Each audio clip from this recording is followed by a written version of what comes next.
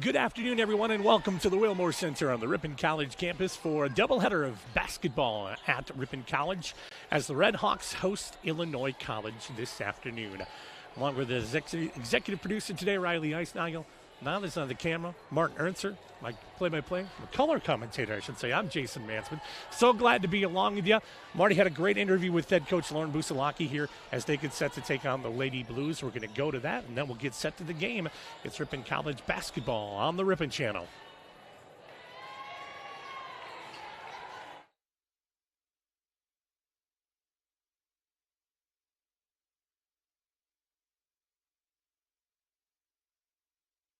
Jacksonville, Illinois, and I'm with head coach Lauren Busalaki of the Lady Red Hawks. Welcome. Thanks, Marty. Thanks for being here.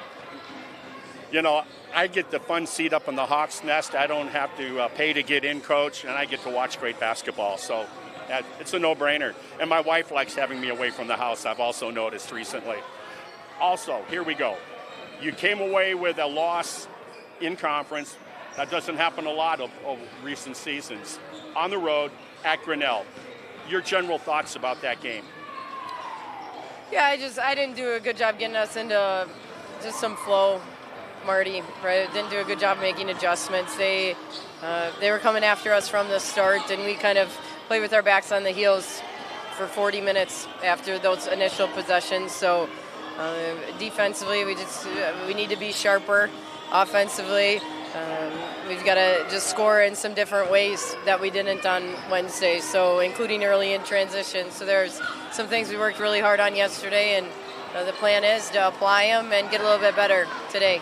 Yeah, I wouldn't want to spend too much time on that game, but you know, that's a 4-hour drive if memory serves me. I remember on the football, going there to play football, and sometimes we got up to slow starts way back in the 70s, I remember. So I sometimes wonder if that has something to do with it, you know, just because you're driving that morning, and then you're playing later that's not easy.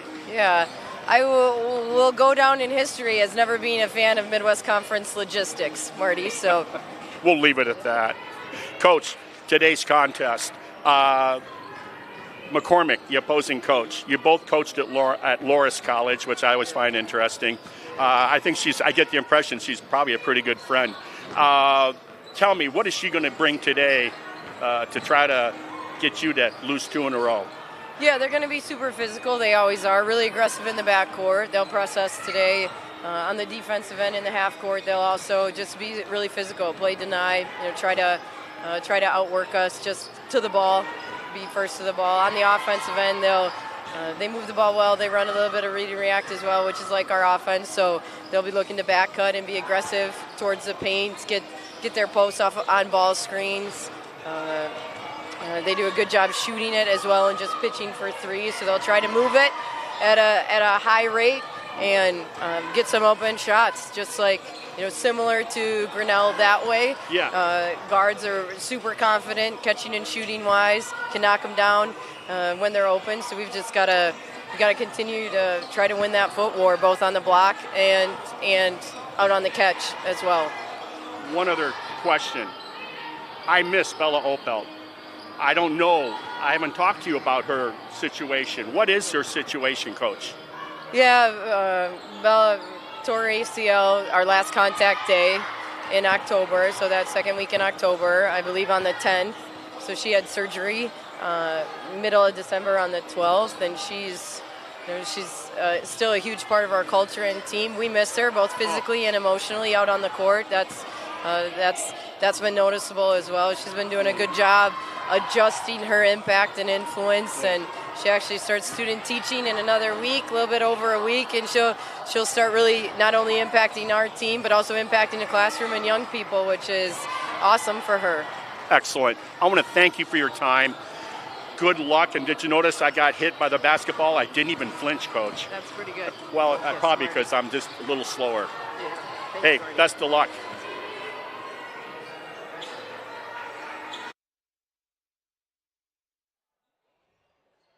Back here at the Wilmore Centers, we get set for women's basketball. Ripon College hosting Illinois College. We'll get you those starting lineups here in just a little bit. A tough loss earlier in the week for the Ripon College women, losing to Grinnell down there in Iowa, so they look to get back on the win streak for sure.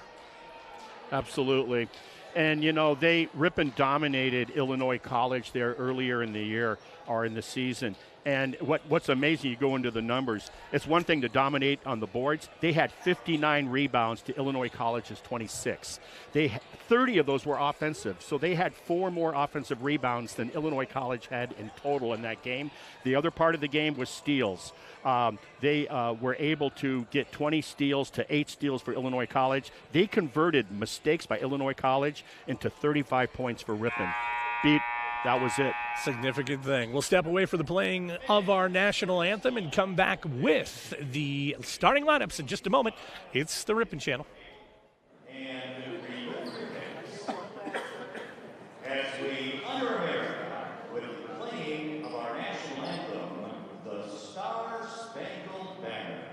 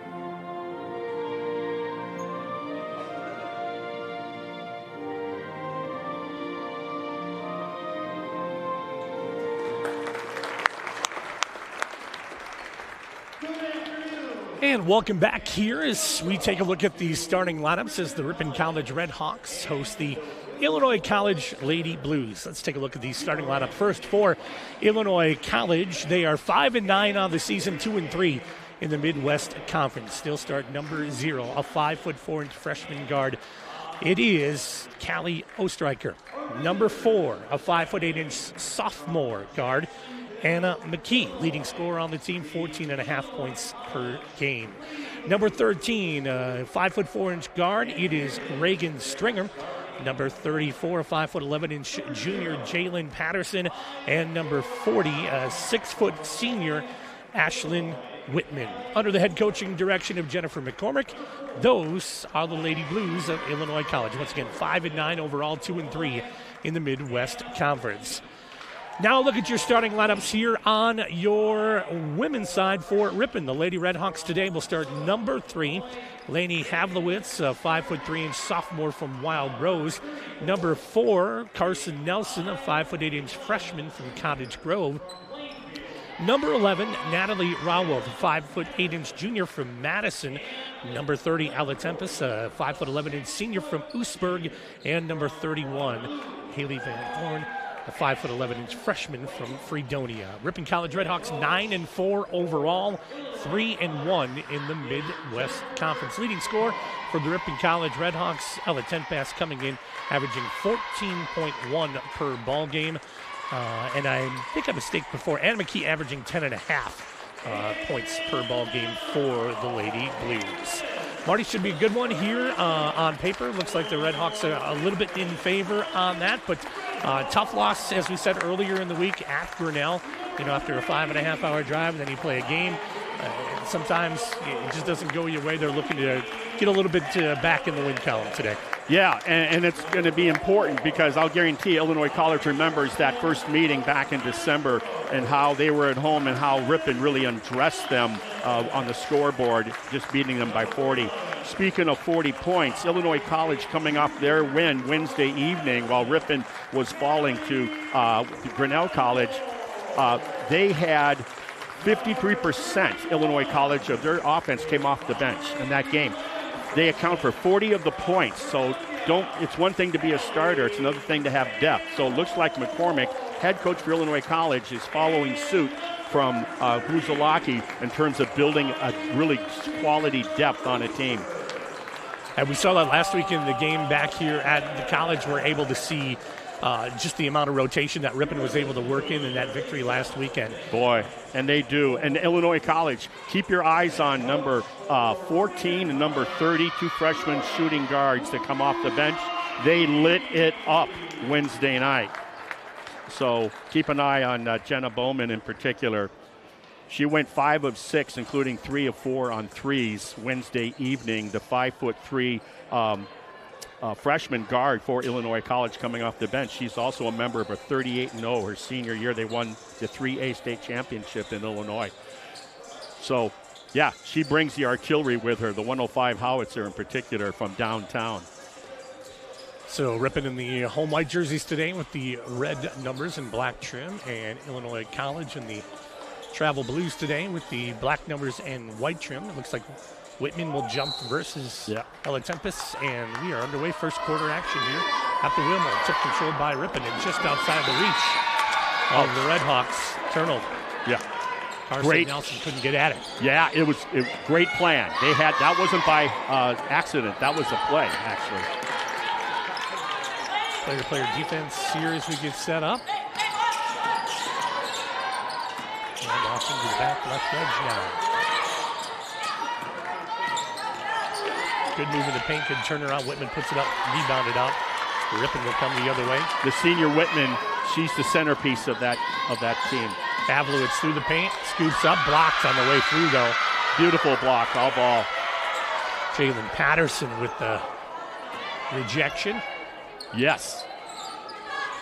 Inbounds will come from Rawolf. Had to go to that safety valve on top. Good denial by Illinois College. Pavlowitz spin move through the lane, dishes off underneath. Great find. They talk about moving without the ball. The freshman did a great job doing just that.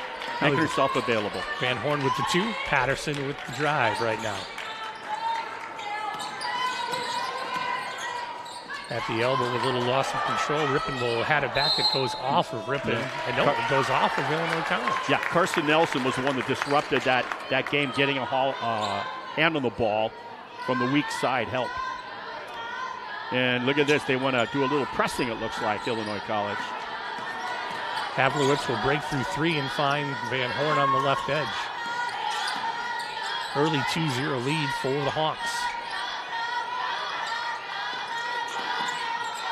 Tempest Whitman, good battle. Just outside the paint. Well, they want to feed Van. Another block. With a hit. What a matchup that is, huh? With Tempest for Ripon and Whiteman for, they're big for Illinois College. Both are seniors. I think any time they get the ball to her, Tempest, and it's one-on-one, and she has to identify that right away, she'll attack the rim. But if they double her, which oftentimes the opponents do, she has to find the open teammate, not force a bad shot. Free throw is up, and that one's good for Tempest. Quickly across the line. Yeah. All the Lady Blues.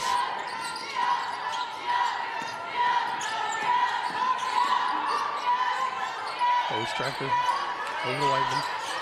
Good ball movement by Illinois College, but Ripon's defense is up to the challenge, it appears. Closing out the key for sure. A three-pointer on the way is good. Wow, good closeout by Rawolf, but just a better shot. Now the pressure in the backcourt is going to get a little bit too heavy, as it looks like Patterson will get first personal, second team. It's so important against backcourt pressure. You got to get the ball into the middle of the court. And our point guard, Havlovich, is doing just that. Gives you so much more options with the ball as opposed to down the sideline. Setting up towards the right, there's Nelson with it. Havlovich at the top. 10 on the shot clock. Wow, she got that pass through the defenders. Tempest going to body up against Whiteman. Left-handed, good. She's short, rebounded. Van Horn, good. Always in the right spot at the right time. Somebody forgot to tell Van Horn she's a freshman.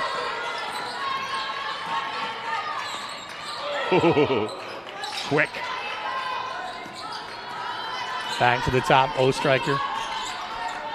Back down, no rolling around. Good pressure defense. Now there's 10 on the clock, 4. The Lady Blues 3 on the way, no good. A ripping rebound from Van Horn. Yeah. Havlowitz, 5th gear coming through. Good move, left scoop, basket good, and fouled. But for any of the young gals, young girls that want to be point guards, you can watch this young lady, Havlowitz, operate because her left hand is as good as her right hand. 74% free throw shooter. She makes the old-fashioned 3. And the Redhawks take a 5-3 lead here, just 3 minutes gone in the first, 8-3 lead, I should say, with 3 minutes gone in the first. Nice job.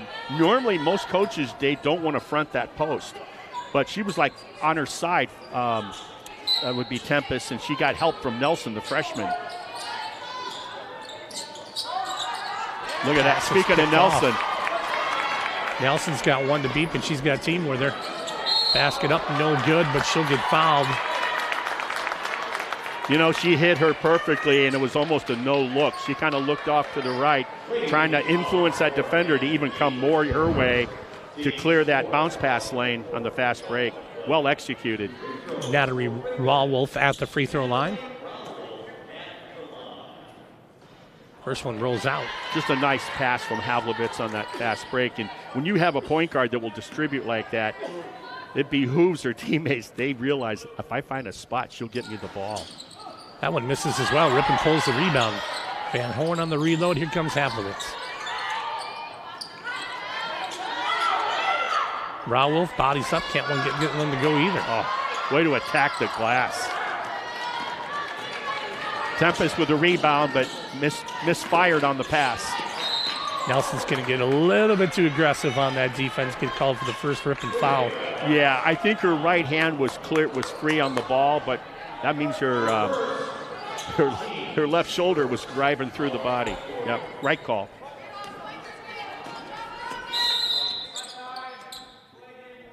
We got a violation.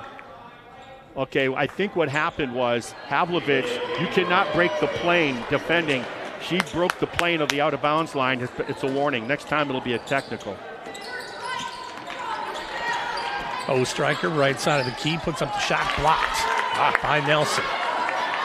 3-on-3. This time, Havlowitz. Yeah. Great job at Illinois College getting back on that bust out because I thought they might have the advantage, but it was 3-on-3. And into the ball game for the Redhawks, number 10, senior from Winneconne, Anna Farney. And she got her playing time 2 years ago on the defensive side of things. That's where she earned it, as most players do. Lady Blues trail by 5. Here's the push on the way up. Basket no good. Tempest came down with it. Now a foul going to be called against Patterson. That'll be her second, so she's going to come out, I bet. Yeah, a nice aggressive move. I'm sure Coach McCormick appreciates her efforts there by Patterson. But possession's 9/10 of the law, and you saw the Tempest had that rebound first. New 5 coming in for Illinois College. You got to be mindful of number 14 in particular if she's out there. Yep, and she is. She will put it up quickly and often on beyond the 3-point line. We'll work you through the changes here in just a little bit. Tempest on the free throw, good. Yeah, Jenna Bowman is who I'm referring to. She had a really nice evening I mentioned earlier, going 3 of 4 on threes, 5 of 6 from the floor for 13 points on that win they had at Beloit. Tempest makes good on both of those free throws, a 7-point lead. Here come the Lady Blues. There's Bowman that Marty talked about. Left side kick will go down to Aubrey Kitzman. Oh, Rowolf with the save. She'll go coast. And she had to, right? Protect her from going out of bounds. Havlowitz, good scoop underneath. Tempest with a bunch around her. Mid-range 15, good. Boy, someone tell her she just came off the bench. Anna Farney with 2, making it a 9-point lead for the Hawks. 5 minutes and change.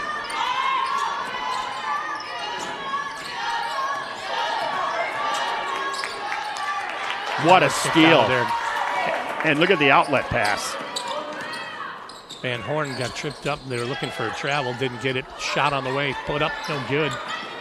Lady Blues on the rebound. And the pace of this game is kind of fun for the viewers. If you like quick up and down basketball. Bowman for 3, missed it. Rebounded out of there, though. But Van Dyke knew where to go with it, or Van Horn, I'm sorry. Oh, what a pass. Shot on the way is no good from Farney. That goes out of bounds off of Ripon. Just the execution, you want it to be better.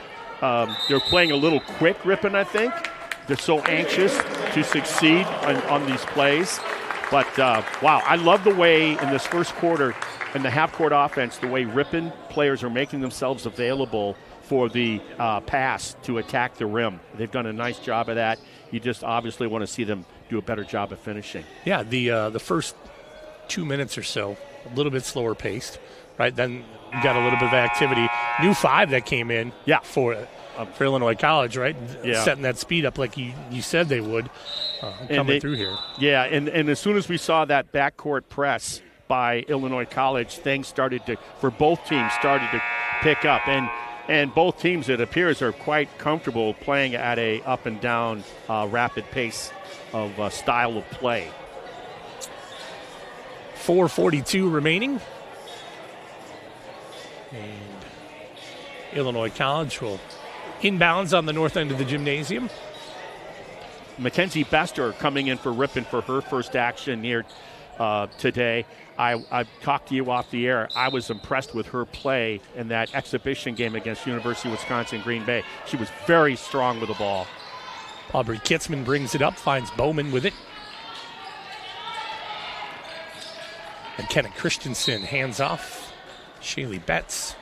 Going to foul on Ripon. Non-shooting, evidently. Havlowitz, they're saying that on? Yes. Bree Miller will check in now for Ripon. We were talking about Bree Miller, too. She just seems to be very level with her style of play throughout her career. Very confident and can pretty much score from anywhere. Shot run on the way from Betts is no good. And we'll get a foul. Common foul in there. On the shooter, trying to get her own rebound, was just too aggressive. That was on Betts? Yep, correct. McCormick, she was quite the college player herself, the head coach for Illinois College, Elmhurst College, which is, I think, Elmhurst still a university now. Free throw is no good this time from Van Horn. She majored in biology with a minor in chemistry, so we have absolutely nothing in common, Coach and I, from Illinois College. Me either. That's a lot of thinking. The only thing I know is H2O. That's it. Thankfully you do. Yep. Pass Forgot to bring it today. Bowman will roll it to the top, swing it around. Lady Blues trailed by 10. Picked off. Opportunistic steal. Havlowitz, right-handed finish, up and good. The Wild Rose High School product.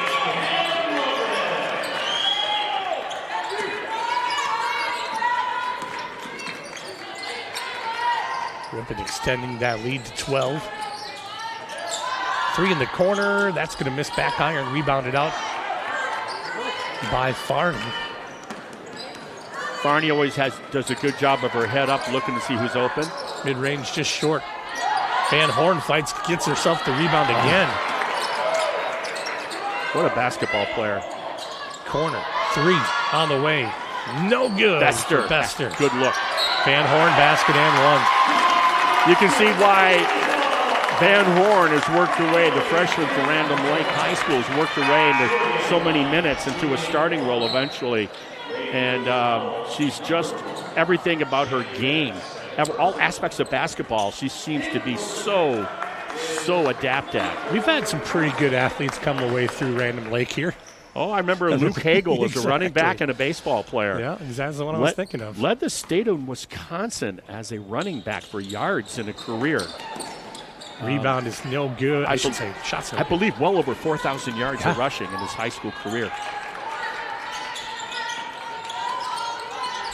Patterson will go to the right side. She's strong. Do you see her shoot through the contact with that shoulder? Starting five, back in for Illinois College, and Solano going to check in now.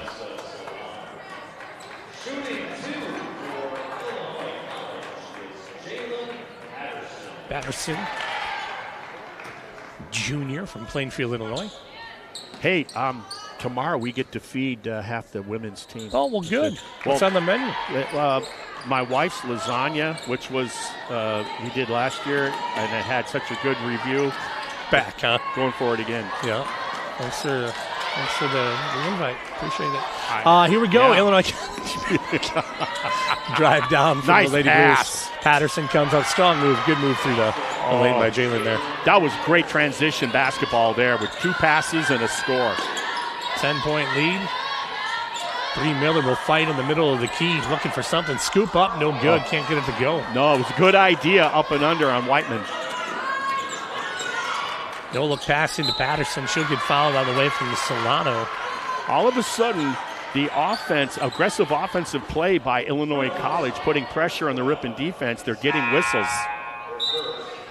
Even though Ripon's still maintaining a double-digit lead here in the first half, it's still pretty, or first period even, it's still pretty impressive the way Illinois College, with that some of the starting unit coming back in.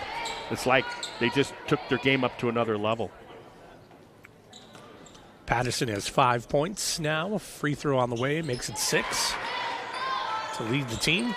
Patterson from Plainfield North High School. There's 3 Plainfield high schools. They're in my son's conference. Rowell for 3. Illinois, and boom, Madison Memorial product. Another one of those players that is like a Swiss Army knife for Coach Buzalaki. 11-point lead for the Hawks. Lady Blues drive baseline. Good move. Ostreicher puts it up and good. Boy, she went right through that defensive pressure by Rowell. That was McKee, actually. My bad. Good find. Mid-range won't go for Miller. Rebounded out. Held ball. Possession goes to the Lady Blues. That was that shot by Miller was what I expect part of her game. She loves that catch, turn, and shoot without the dribble from that mid-range jump shot area. Farney will sit down as the Tempest will come back in.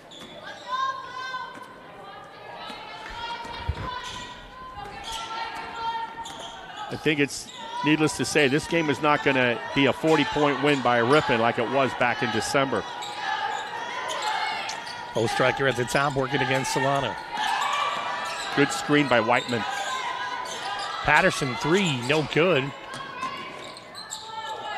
Good box out by Miller there. Forced the out of balance, but now Tempest has got to save it. Her foot was close to being on the line too. Yeah, it was. She'll cross it up. Rowell corner again. That one's strong. Oh, it was a great play by Miller. She faked the shot to draw the defender to give the shooter a better chance. Scoop up and good. Wow.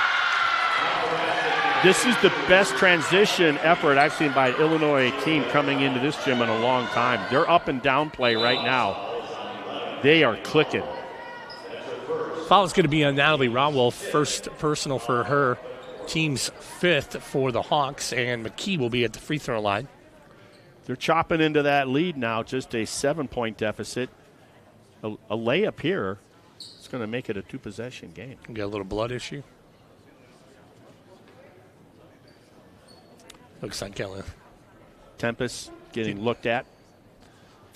Yeah, I mean, to lose that game at Grinnell the other night, Wednesday night for Ripon, it just emphasizes, as speaking with Coach in our pregame interview, how all of a sudden you got a tough game here today, and wow, because you know what the sights are, the goals are for the Ripon Ball Club every year. Free throw's no good from McKee, and we get an over-the-back foul called on Ostriker. So Ripon will shoot 2 with a minute 3 remaining.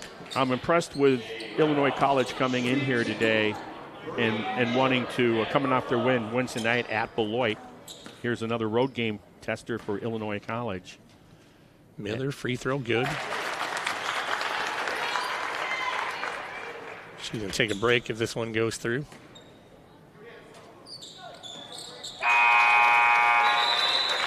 As Laney Havlovitz will come back in. Oh, Vanessa Salato guard taking the seat. Yeah, guard for a guard there. But you're right. Sometimes a guard will come in for a power forward and vice versa. Under a minute to go here in the first quarter. Ripon with a 22-13 lead. They've led by as many as 11. Oh, good help by Rawolf. Gets that steal. Collapsing on Whiteman.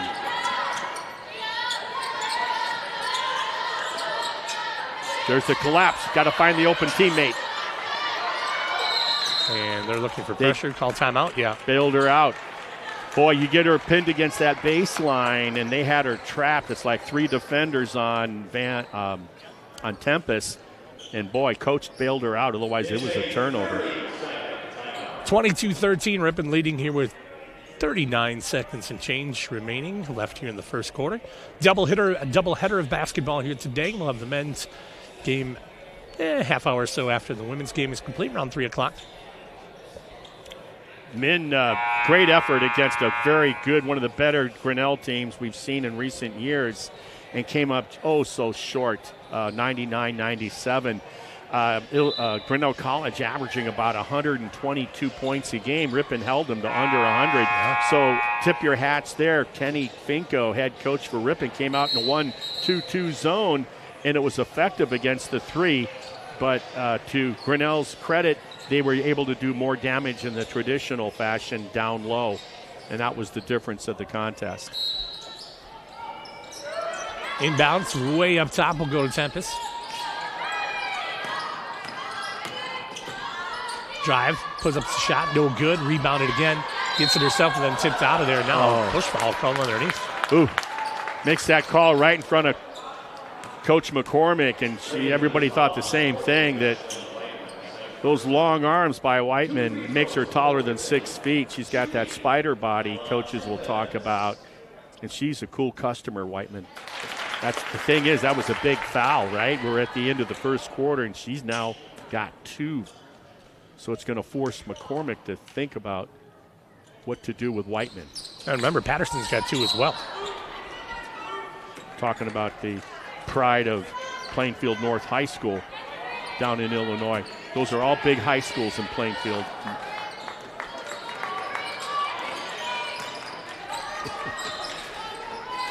Ostriker on the side.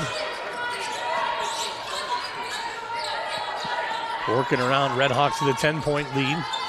Good defense. Tempest got a hand up in front of that shot, a little bit off balance. Here comes Ripon on the run. Havlowitz has got 8. She'll scoop up with the right hand. A little bit too hard. Rebounded back up Van Horn. That won't go. Tipped out of there. Back. Havlowitz at the buzzer. Won't go. 10-point lead after 1 quarter complete. We'll take a timeout. Come back with the second quarter. It's the Ripon Channel and women's basketball.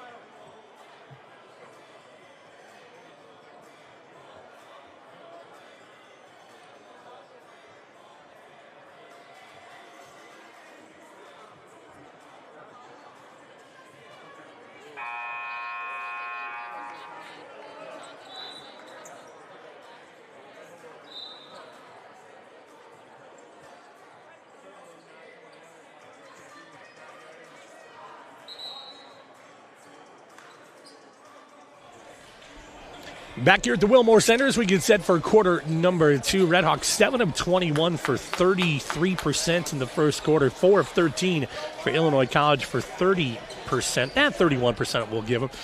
Haley Van Horn leading Ripon with 7 points. Yeah, I think Ripon's doing a good job of finding open teammates. They just can't get that ball to fall. Rawolf on the give down to Tempest will drive baseline looking for some help. And works around. Shot on the way. Put up 3. No good. Rebounded. Rawolf there. That won't go. Man, closed lid. And a held ball possession. Illinois College, yeah. Once again, it continues. Give credit to the defense contesting every shot by Ripon, as a good defense does.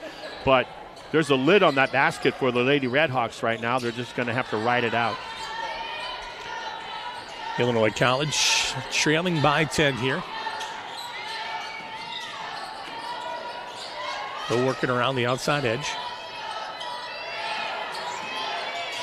Try to drive down. Ripon's done a nice job of kind of keeping them out of the paint a little bit today.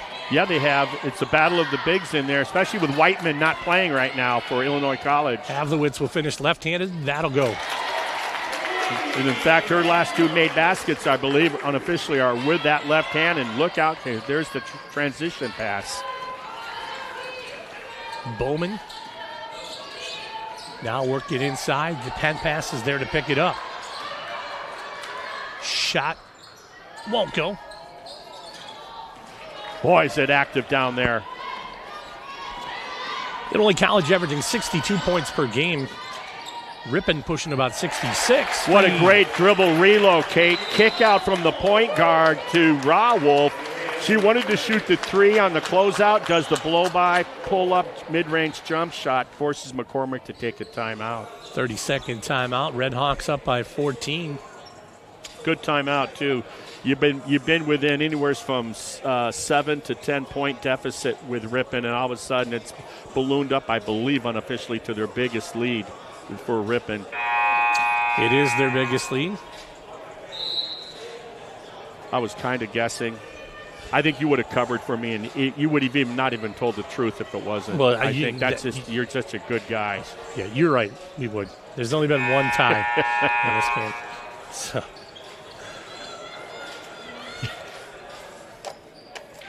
All right, inbounds will come from the baseline for the Lady Blues.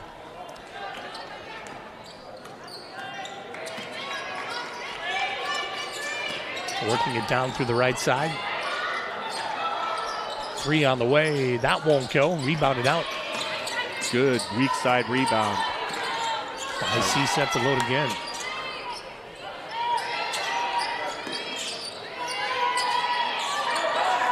Van Horn tipped it away from behind on that entry pass. 4 on the shot clock. And scoop up. That'll be a shot clock violation. They're going to call a foul or the shot clock violation? Yeah, they're going to call a foul on Tempest. Boy, you'd hope it'd be the other way, right? At the buzzer, yeah. Those are the worst. That's the salt in the proverbial wound when you get called for the foul with no time ticking down. And coach is questioning the ref on that because she's going, hey, she was standing there. She had her defensive right to stand there.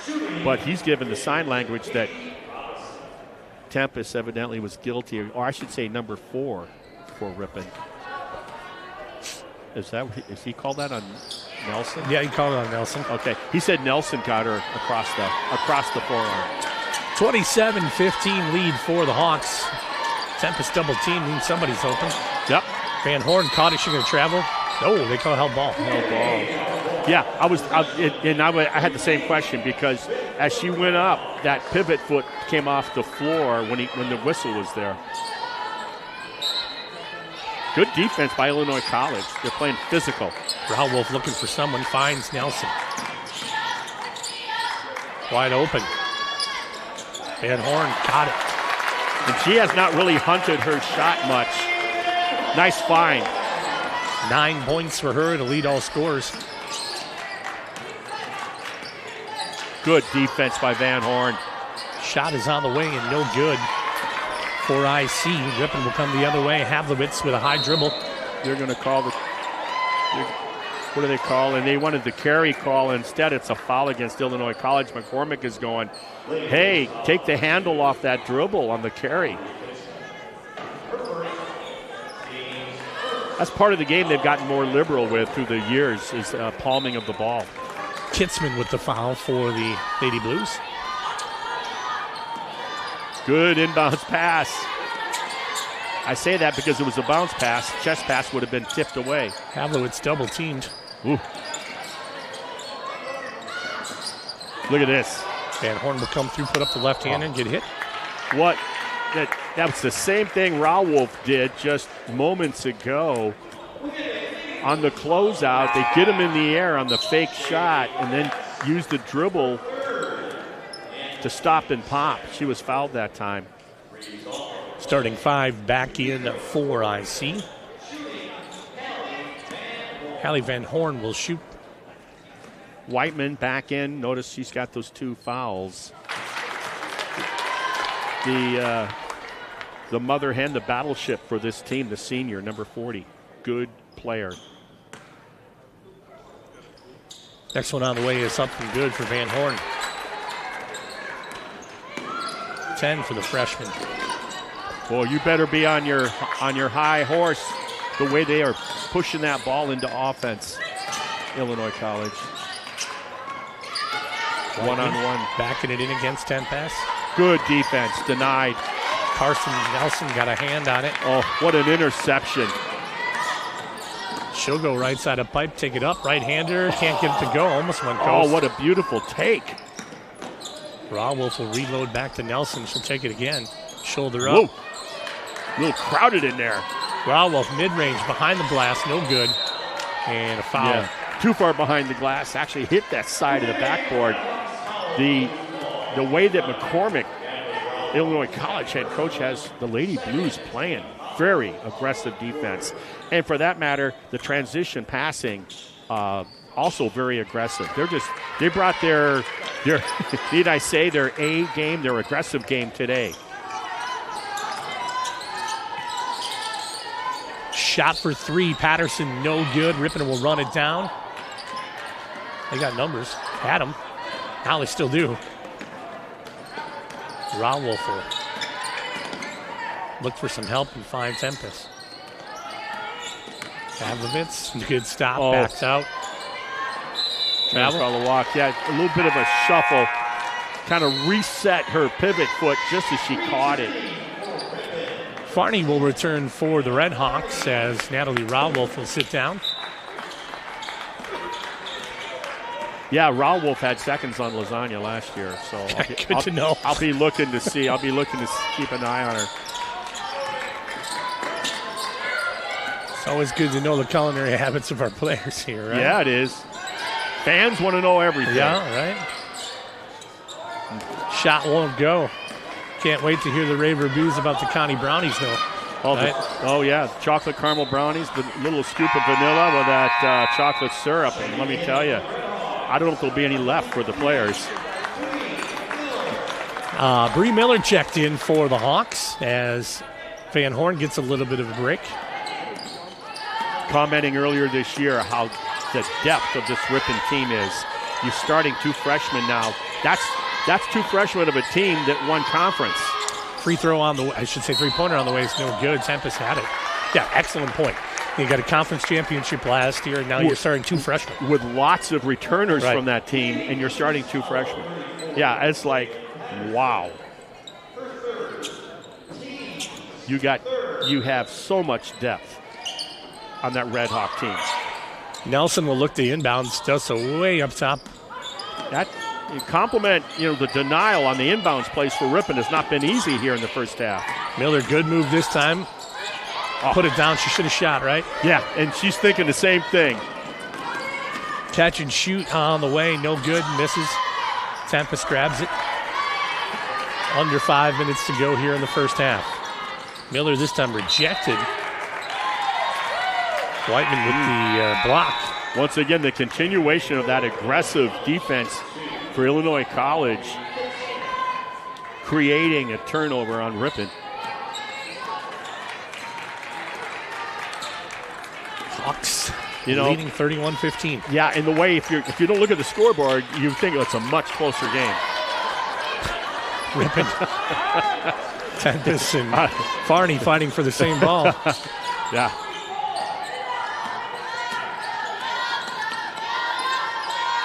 Paying each other back on the pass there. 3 on the way. Good. Laney Havlovitz. 34-15 lead for the Hawks. Knocking down those 3 balls for Ripon all of a sudden.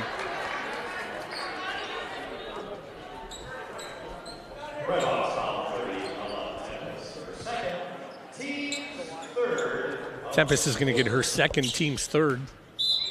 Inbounds for IC.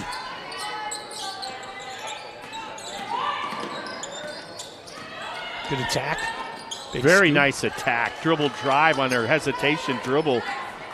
Stop and go. Ankle breaker there almost. Oh, yeah.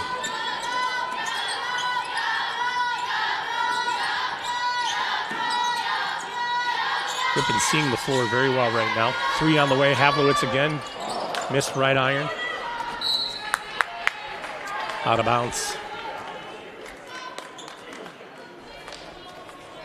Less than 4 minutes till halftime. Illinois College working hard, the Lady Blues. Their best part, it seems to me, they're at their best in transition basketball. Ripon's defense, I think, half-court defense has been pretty darn impressive here against the Lady Blues. Ball's going to go out of bounds. Ripon will be back in action on Tuesday night. We'll be here as well as they take on Lake Forest at 5:30, and then Illinois College will be at Knox for a game on Tuesday. Hard school. Yep. Knox. Solano's back in, and also it looks like Van Horn checked in too, as Nelson will take a little bit of a breather. Along with Tempest. Correct. Solano will inbounds and find Havlowitz and give it back to Vanessa. Back to Lane.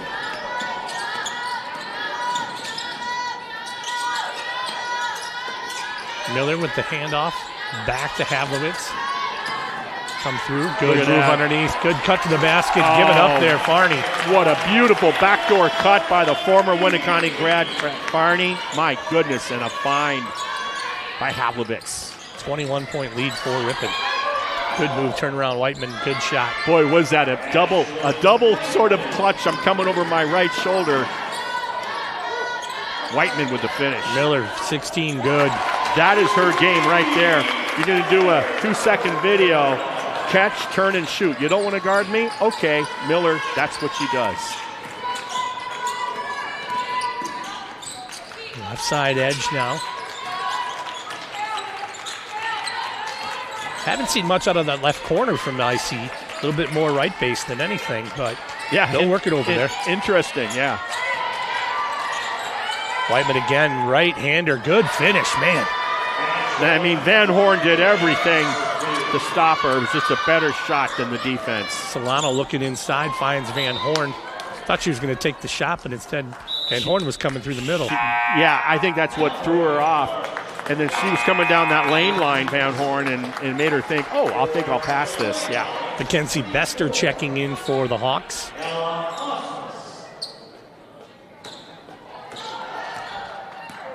.58 junior out of Reedsburg area. Mackenzie Bester, strong with the ball, she is. Ripon's doubled them up, 38-19. They're going to say pressure. Too much. Yeah. Too much, huh? Aggressive. Almost taking a page out of Illinois College there with that overly aggressive defensive play. Well, McCormick's got to feel good getting Whiteman through the first half with still only 2 fouls.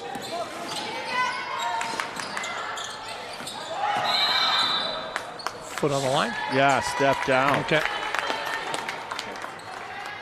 Under 2 minutes to go, 38-19, Hawks leading.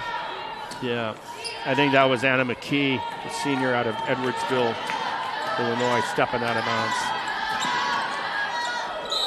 Shot on the way and a charge.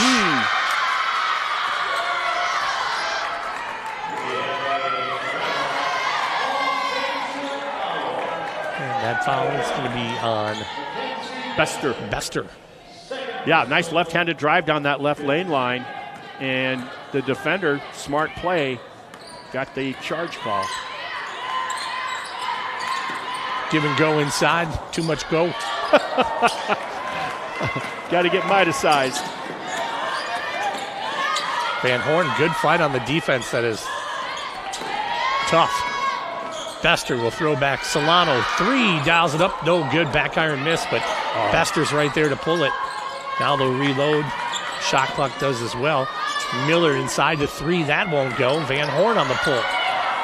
She'll go strong up. Double team. Basket. No foul. Shits through it again, and now fouled. Relentless effort by the freshman, Van Horn.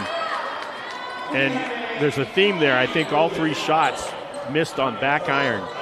They did. One was a mid-range jumper. One was a 3. And then one was a layup. Solano will do the inbounds. Foul was called on the rebound, therefore they're not shooting. Yeah. Christensen back in for IC. Solano, Bester, Van Horn, Miller, and Farney for Ripon. Solano will get one into Miller. Good give. Van Horn, left-hand finish. And she had a defender just on her hip all the way through that. 13 points under a minute to go here. It's almost a quiet 13.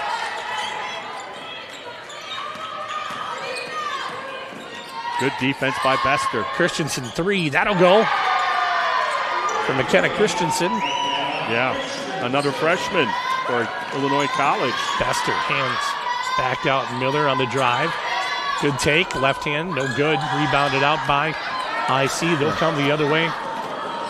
Yeah, good job by Barney getting back there.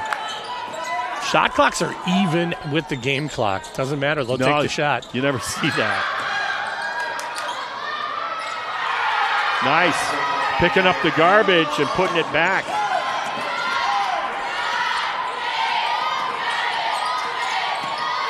Drive from Bester, left-hander, won't go. They'll try to foot one at the buzzer. Oh, 1.7 and a foul. Well, kind of reminds you of the end of the first period where Ripon got called for the reach right at the buzzer. Less than a second before the buzzer on the freshman Nelson. Now Illinois College accommodates Ripon on it this time. Farney is going to go to the line. First one on the way for Farney is good.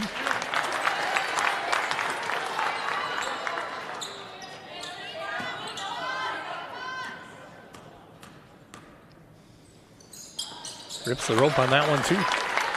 Plenty of time to get a shot off. Well, you could have got a dribble or two, and I thought maybe, but that one's going to miss a little bit short. Well, if you love palindromes, this is your game. Red Hawks 42, Illinois College 24. We'll come back with the second half in just a little bit. It's Ripon College women's basketball on the Ripon Channel.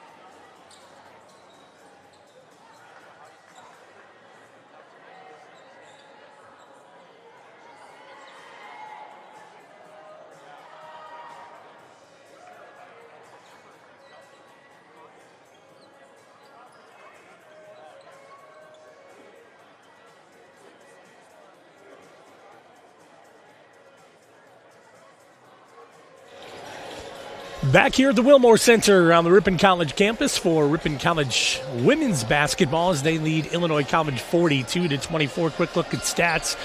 Illinois College 8 of 25 for 32% shooting. 3 points, 2 for 9 for 22%, 6 of 7 from the free throw line. 15 rebounds. Just keep that in the back of your head. For the Ripon College Redhawks, 42 points, 14 of 40 for 35%, 2 of 8 behind the arc. 12 of 18 at the free throw line and 32 rebounds. Well, rebounds, and we talked about when they played them back down in Jacksonville, Illinois in December. It was the same story. Ripon finished with 59 boards to just 26 rebounds in the whole game for Illinois College. And if you can keep cleaning the glass like that, at that, a 2-to-1 advantage like that or even greater, you got to think that eventually it's going to bode better for Ripon. Because let's face it, neither team shot particularly good in the first half. But credit both defenses for being a big part of that reason. Biggest lead of the game so far for the Redhawks has been 21. All right. Inbounds will come from Illinois College, just in front of the Redhawk fans. Starting 5 standard for Ripon as they began the game. Whiteman will get him in the air and a travel, a double dribble. Yeah, she lost the handle on her dribble relocate. And speaking of which, Whiteman, watch her and Patterson both with 2 fouls to see if either one of those. Coach McCormick definitely wants to keep those 2 in particular out of foul trouble. Carson, up that early third. Nelson will get it into Lainey Havlovitz. Pressure in the backcourt. 1-2-2 press. 10 pass. Good scoop around. Carson couldn't finish, but 10 pass there to clean it up. Left it good. Wow, the wingman comes right in and finishes up. Nelson too hard off the glass.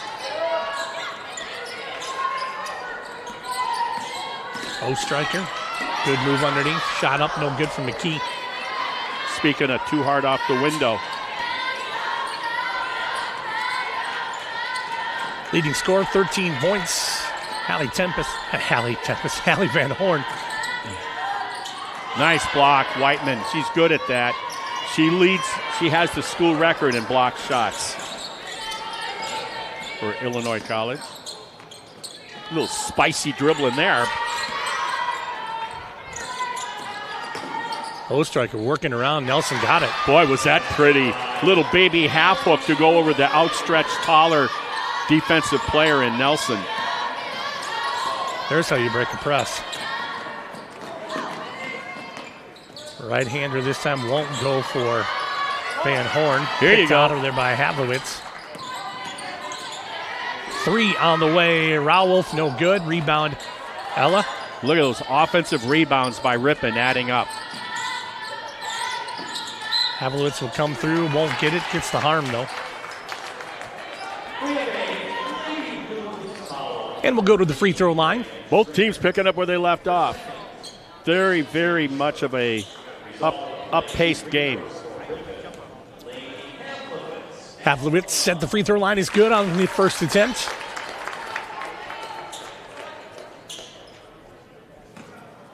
Words of encouragement from Natalie Rauwolf and Carson Nelson. Second one is good as well.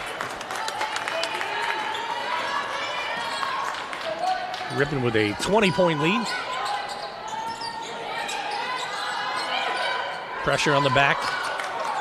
Good Whiteman's defense. gonna have to go with it. Turned it over, missed the pass. Great double team on Whiteman, creating the turnover. Nelson will drive, scoop, basket, no good, can't finish. Basket up from 10 pass, and that'll be a foul. That'll be 3 on Whiteman. Boy, is Tempest cleaning up on the offensive glass.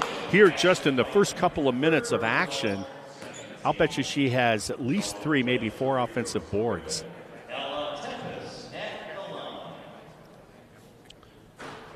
Tempest free throw, she has 15 rebounds for the game.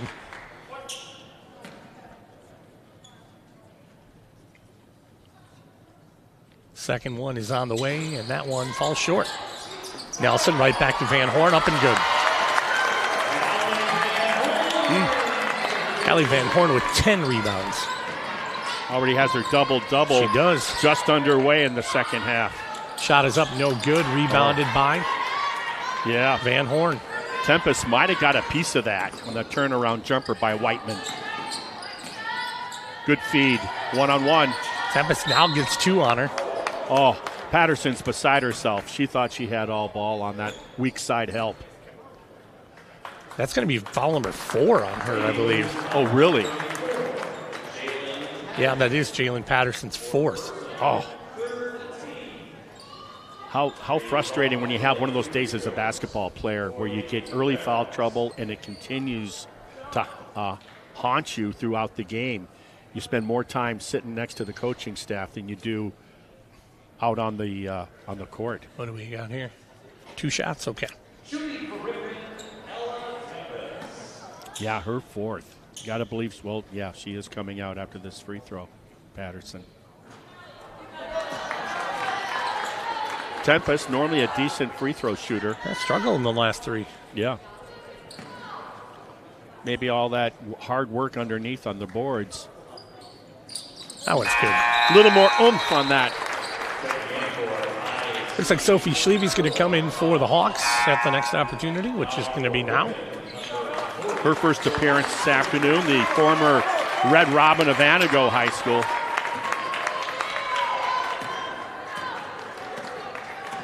Ripon with a comfortable 49-26 lead in the 3rd. Basket up and down and good. Boy, nice play by the guard. Reagan Stringer. Inside to Schlevy. She's got basket up, no good. Kind of rushed it a little, and I can see why, because once it took you a while to secure the entry pass, she knew the defenders were collapsing on her. Look to catch on the edge. 3 on the way. Good from Striker. Whoa. Another freshman.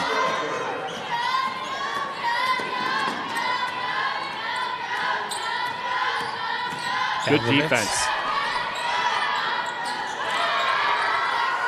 Schlevy comes away with it. Van Horn there, good for 2. Not an easy layup, too. She didn't have a lot of room to get that shot off.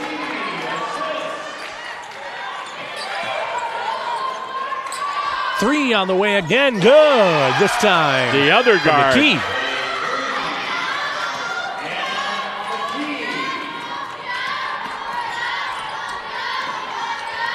Natalie Rawolf works it around to the outside.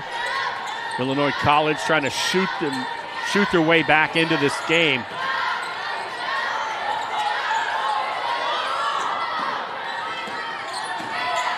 Move. Van Horn. That's just not a good matchup with Ella Asmus, the sophomore from Eureka, Illinois. Not quite the same foot speed as Van Horn. You can see it there. Run up basket. Good this time. Nice blow by there. No weak side rotation by Ripon. Gave her the open lane all the way to the rim. Stringer. And I can tell you, Buzalaki saw the same thing we just did. And when the defense doesn't react to a play like that, that usually might get you a little bit of a chewing? Of a chew, yeah. A little bit of a gluteus maximus chewing. Red Hawks lead 53-36. Coming up after today's game, we'll have the Ripon College men who will be in action against Illinois College. I'll get a chance to talk to head coach Kenny Finko. This is second season for him. Former Heartland Arrowhead high school graduate. Played football, too, in high school. Spent his collegiate career as a player and assistant coach at University of Wisconsin lacrosse. And then was an assistant there for about, I want to say almost a half dozen years, I believe. And then came to Ripon after the interview process. Coach Finko got the job. Him and his wife live on Matoman Street here in town. They got a dog, and they do have a dog. They're not far from us. I told you, you always want to get those insights, right? I love it. And so we're on Newberry, so we're just one street over from Coach. Kind of like neighbors. Yeah. Vanessa Solano checked in. Nope, that's John. Sorry. Alexis Joyner. Steal on the inbounds.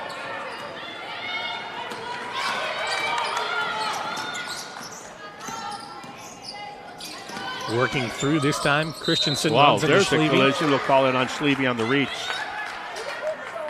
I think she was there, but when she reached, she made it too easy for the official to call it on her.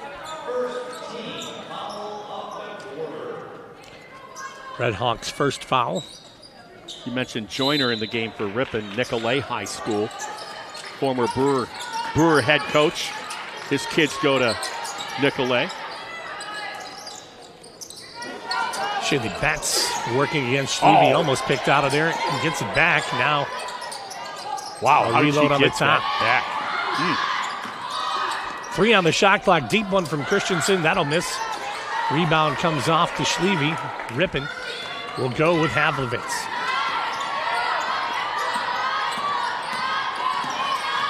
Looking for a backdoor cutter. Going to call the reach. That's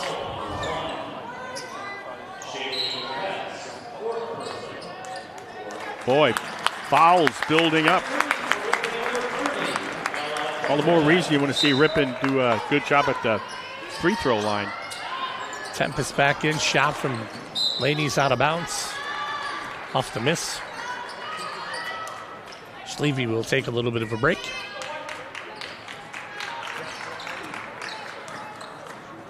Ripon women, oh so tough at home.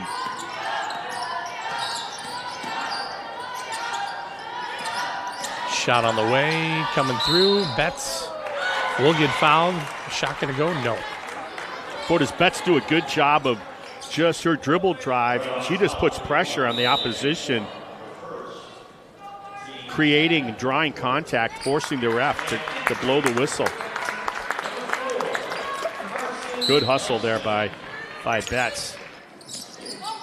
St. Louis, Missouri product. Katie Robinson checking in for IC. Good help defense on the switch by Nelson. 5 on the shot. Here's the 3 attempt. No good. Ball out of bounds. Ripon will get the possession.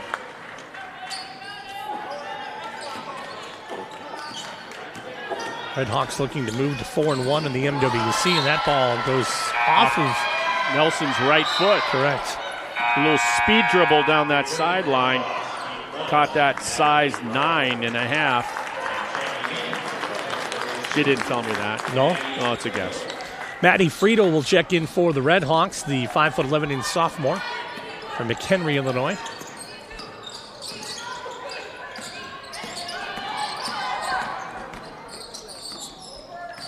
Bowman with the dribble.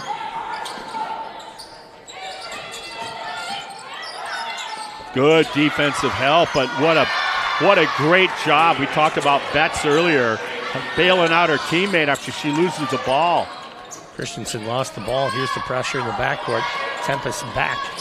Nelson loses it again off the dribble, but gets it back into the held ball. How ironic, and it's Nelson, the freshman, that really is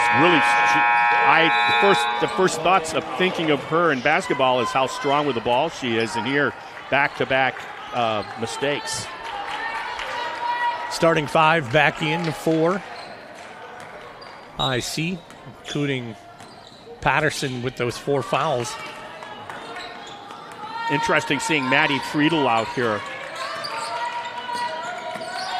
Chance to see what she could do. Yeah, she got a little time last Saturday in that game as well. Tempest will bring it up and find Natalie Rowell.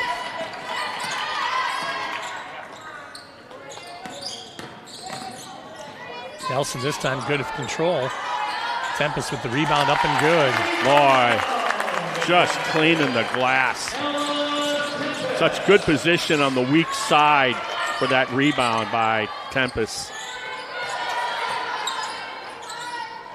Good shot. Nice finish from Whiteman. Right over the top of her defender. Farney in the game. Jump stop, faked it out, move, good. Made that look easy, huh? Just dribble drive, put the brakes on. Nobody challenged her. 17-point lead for the Red Hawks currently. 2:22 remaining here in the third. Whiteman working against Tempest, goes over the top. Hard off the glass right side edge. Like to have that shot back. Yeah.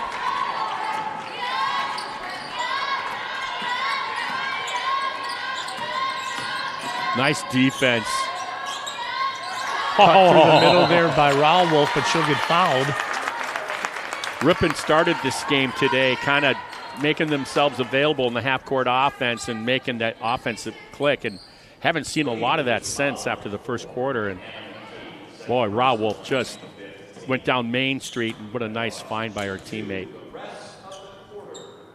Free throw is good as Ripon will shoot 2 from here on out for the quarter. I want to talk about Bella Opelt, who in that pregame interview I hadn't found out exactly if she makes that second free throw. Last day of contact going into the season this last October, here the senior, the leader of the team, tore her ACL, out for the season. Her senior year, never got to play. As we get a whistle prior to the shot, it'll be called on the floor against Ripon.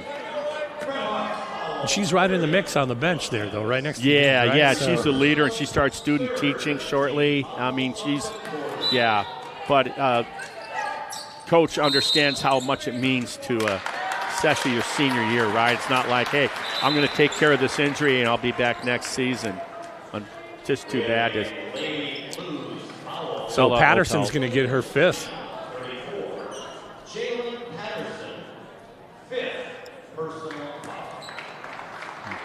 So Coach McCormick's going to talk to the official. Yep. Looking for the explanation to it. Yep. She was hoping that maybe the call was on a teammate or something, I'm guessing. Getting confirmation that they called it on her. Patterson. Done for the afternoon. Plainfield North high school grad. Hella Awesomeness in now for IC. Tempest was cleared. Yeah, not quite. Saw Van Horn with a beautiful first half reverse layup. Striker, good move working against Farney, but Farney got a hand on it. Tempest comes away with it. And a held ball. Possession belongs to the Redhawks. I'll tell you, Ostriker, just nice freshman guard with the ball. She's got a couple freshmen she brought in for Illinois College that are impressive.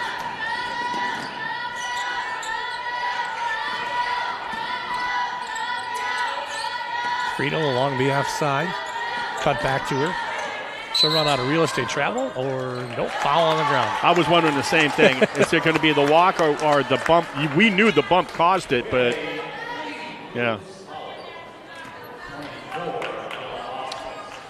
So minute and 11 remaining. As I said, they'll shoot 2 from here on out.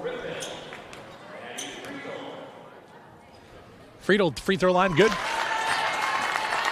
Maddie in the book. Another one of the players I haven't seen play that much, and my goodness, you just.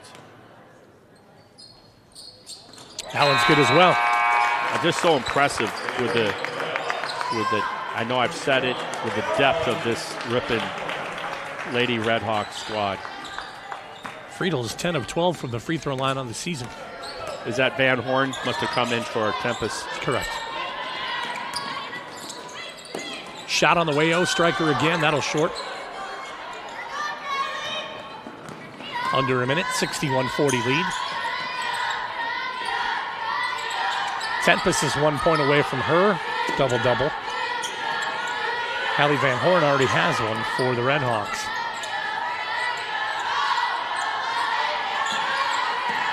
There's the lane. Rowolf, basket, no good. Farney with the pull. That was nice to stay clean from behind. Van Horn loses the dribble, ball goes off of her. One of the few mistakes she has made today. In fact, the only one I can think of. 19 points for the freshman.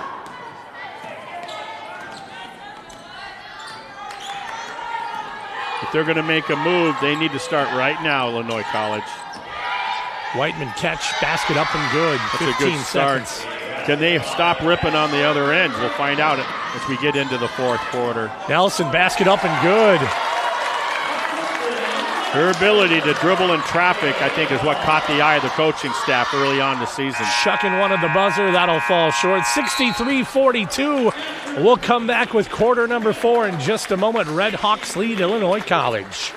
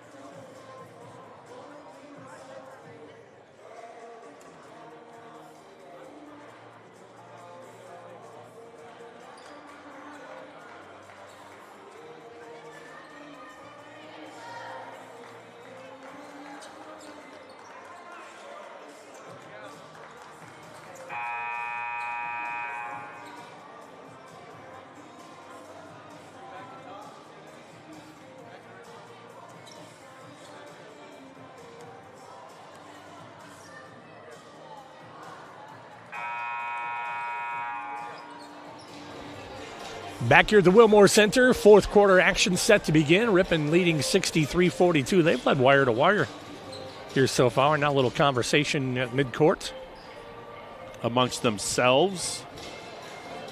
Getting some clarification, the officials.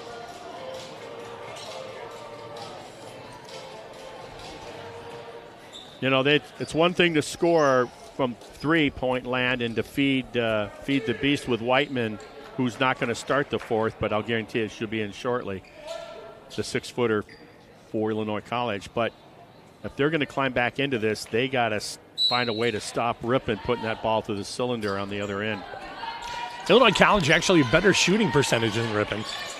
Yeah. 40% they've shot, 16 of 40. Ripon's got 17 more shots than them, though. There you go. 21 of 57. Sounds like the same kind of situation with the men against Grinnell Wednesday night. Ripon shot better, but Grinnell men put up a lot more baskets.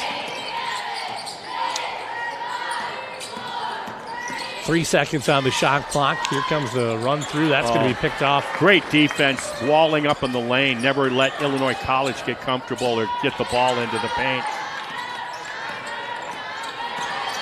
Just to let you know, Illinois College received a delay of game warning after their 5th foul there on Patterson. So that's what the conversation was about. Shout out and thank you to Lynn Krause, our PA announcer here, for the heads up. Okay. Yeah, these officials seem to be very much got everything under control. That one's not under control, goes out of bounds, but is there a foul on that? Yeah. It looks like there is. Yeah, that's what caused it to go out of bounds from Nelson for Ripon. You know, her biggest strength, Nelson, is not she's pretty good on ball defense. It's her strength with the ball, handling of the ball. Nelson will bring it in, Havlovitz with it. 3, no good. Good box out there.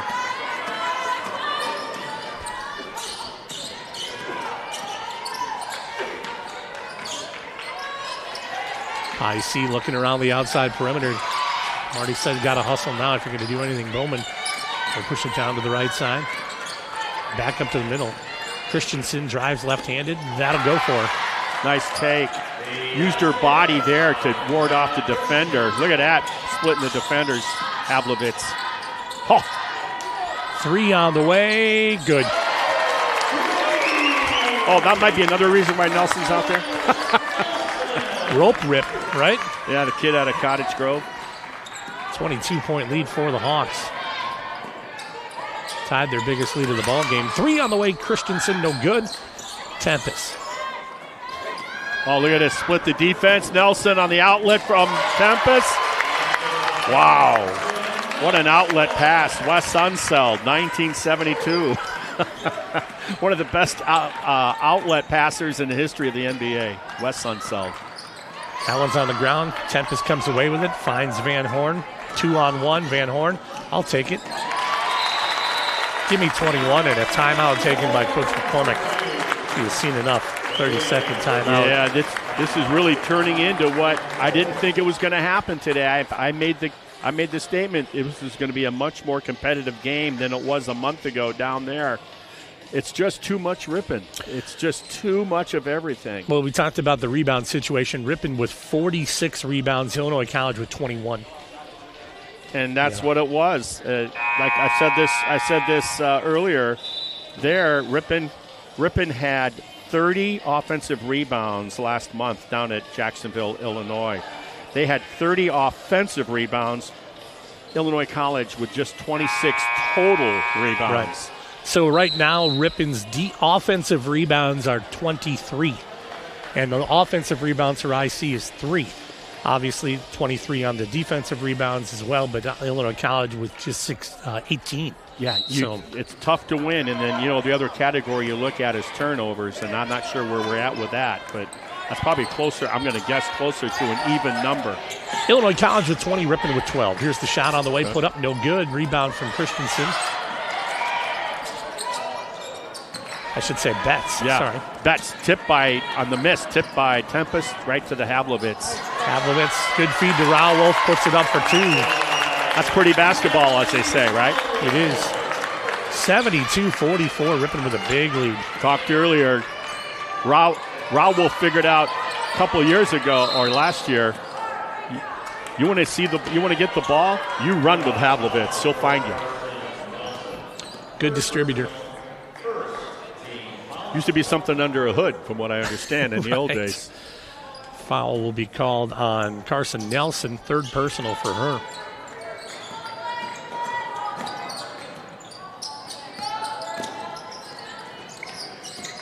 Illinois College with the jump shot on the way, no good. That's going to miss. Yeah, Ripon doing a good job of getting Illinois College off the three-point line, forcing them to put it on the floor, and if they're going to shoot, it's going to be a two-pointer, not a three. So checking in, number 30, Allison Eisnagel, 5'4" freshman from Carthage, Illinois. We had our producer, Riley Eisnagel, check in with Allison before, and they were trying to determine if there's any relation in the lineage. Yeah, Riley seems to think yes, somewhere. He thinks there's a high probability of that being the case. We will have to pass the hat, maybe, see if we can do a GoFundMe and get a DNA test. Quick pass out, picked up from Tempest off the foot of Van Horn. I'd like to find out if she's a Bear fan. Riley, as a youth, hit his head, did not go through concussion protocol, woke up as a Chicago Bear fan. I got to believe the kid from Illinois is probably a Bear fan as well. Here's the run on the way. Oh, that's what a block by Van Horn. Catch on the edge from Raul Wolf. I think probably around the 5-minute mark you start looking for some substitutions for Ripon. Or are we foot on the gas? No, I think that's a very, very probable. We're going to see other players get in. 10 pass, can she get the double-double? No, that doesn't go, but she'll go to the free throw line, I think. Work on the double-double there, because she will go to the free throw line. Well, right here, another young lady that is working her way into more floor time this season, the Laconia High School grad. Yeah, Molly Johannes. I don't know her mother, but her dad's a great guy. I do know that. Free throw, he was short. I believe he was, I want to say a fireman or EMT kind of guy in the Fond du Lac area. All right. Yeah. This is the quality content you get when Martin's on the the free throw. That won't go, man. He's a gentleman. Struggling at the free throw line is Tempest. Trying to get her that double-double today, right? Yeah. Here's Bester on the ball. Good scoop on the way up. Good shot there. What a tough customer, Stringer. Nelson goes on the finish. Tempest pulls the board. I'm beginning to think that's a pass off the glass from Nelson for Tempest. He's done it 3 times. Hannes will put it up right-handed. Good. Don't you love those little, she knows how to use pivot under pressure from the defense and stayed with it. Nice little finish. Yeah, she played on some good teams over in Laconia as well, too, Oh, right? yeah. Ice-Noggle, 3 off the glass, no good. Rebound. Save that for a highlight reel. Okay? Look at that pass. High shot on the way, put up. Get in. No, won't go. Ripon fighting amongst themselves. Johannes again. Johannes all over that ball. Took it out of Bester's hands. 30-point lead for the Hawks. Biggest lead of the game. Shot no good. Rebound pulled by Who Johannes. else? Yeah. Doing it all right here. She just been out there a minute. Nelson will get the screen. Say nope. I want it. Go back out. Ripon will reload at the top. 10 pass. There it is. Cutter. And Get in. foot was on the line. Timeout. They're going to call timeout. Timeout, yeah. Hey, that's how it always goes, right? Timeout on the what they thought was going to be a trap, right? And ended up getting one back on the cut. Yeah. No, that happens a lot. One of my son-in-laws, he was telling me in a high school game, and he knocks down a 3 as the coach blew the whistle a time, or they blew a whistle for a timeout in a critical time of the game. And then so I met that coach because he was up golfing with me 2-3 years ago. And let me tell you how many times they kept riding the coach about that. Calling the timeout on it was the pretty good funny. 3, yeah. Yeah, good sport. So Red Hawks with a pretty comfortable lead here, 76-46. Yeah, and it's once again they Ripon there beat them. What was that score when they played them up? I should say down there. I can tell you that Havlovich finished with 12 points. Van Horn had 11 points and 10 rebounds in that game. They beat them by 40, 79-39 back then. Yeah, I thought it was 40. I wasn't. That's why I was checking. Solano had 10, and Ella Tempest had nine rebounds and 9 points. Oh. So everybody was getting in the action. That feeds a little bit hard for Oestreicher. Yeah, because Solano came out of nowhere and made her have to give it up. And errant pass. Good defense by Solano, who just got in. Bester will check in. And a couple other players in for Ripon. 22, Presley Buwalda. Saw her in action last week. What a pass by Bester. Strong with the ball. Like I said, I was at Pastimes watching the big screen when they were playing GB, and I thought Bester had a great game. Maggie Glaus on those points there. Here's the 3 on the way. No good. Hits off the front of the iron. Run down by Illinois College.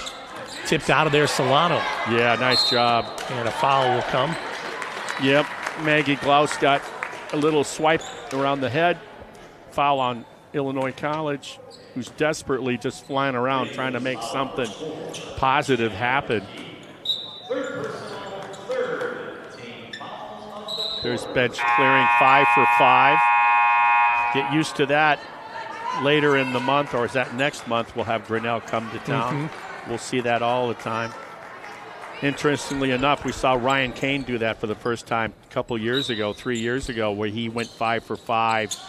Kenny Finko did that in an almost upset game Wednesday night, going 5 for 5 substitution against Grinnell. Grinnell men will be here January 25th. Oh, it is later this month, okay? Look at Solano flying around. Couple more coming in for the Red Hawks. At the table checking in, Nadia Hoffa. And also 14, Sarah Trzynski, a freshman. Both of those ladies saw some time last week as well. In that victory against Beloit. Normally you'll see Presley Buwalda out there. She's out there. She is? Yep. Okay. 22. Yep, there she is. How did I miss those red shoes? I'm going to try to get a Midwest Conference rule also in high school, a conference rule, where long ponytails cannot cover up the numbers, the back numbers of the jerseys. Good luck, man. It's not so much your team, right? Because technical foul here? Yeah, it is.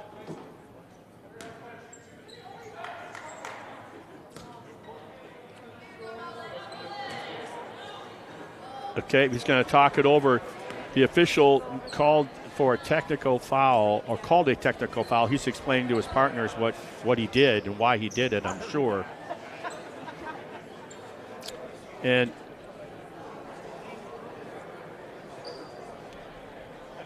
all right, so a little stoppage of play here as the officials begin to chat. 78-46 with 3 minutes and 30 seconds remaining here in the fourth quarter. You talked about Lake Forest coming into town Tuesday evening. So we'll be up here again bringing you that action as the Lady Foresters as well as the men come to town on Tuesday evening. Usually those games start at 5:30, the first game typically. The technical foul is on Ripon. On 15, Nadia. On Molly Johannes.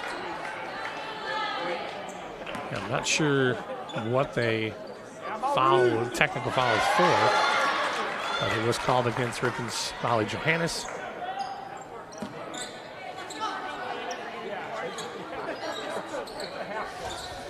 .30 lead for the Hawks, 78-48, 3:30 remaining, and now continued conversations.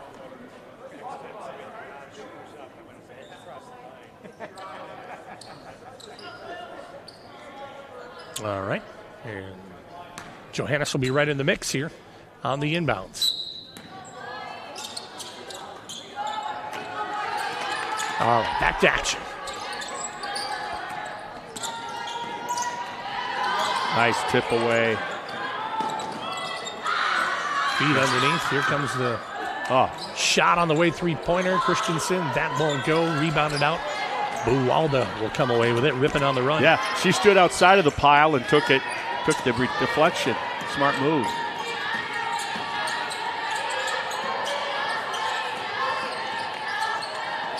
Shot on the way is up and good. Pretty time. 13, Maggie Glaus.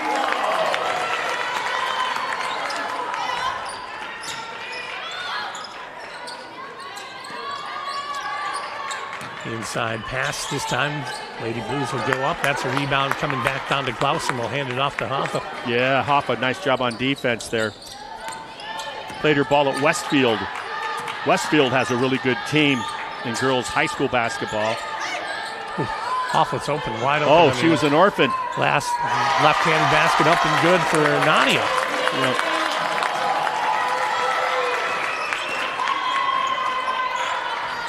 Speaking of Molly Johannes from Laconia, they're ranked number 1 in state, the girls from Laconia High School, their alma mater. Division 4. Foul. It's going to be on Hoffa. It'll be her first personal. Team's so we fourth. know where Hoffa is after all these years. Yes. I was waiting. I know. To see you know how what? long it would take. You know what? I shouldn't have. All you know, right. that's just low-hanging fruit. Yeah. My bad.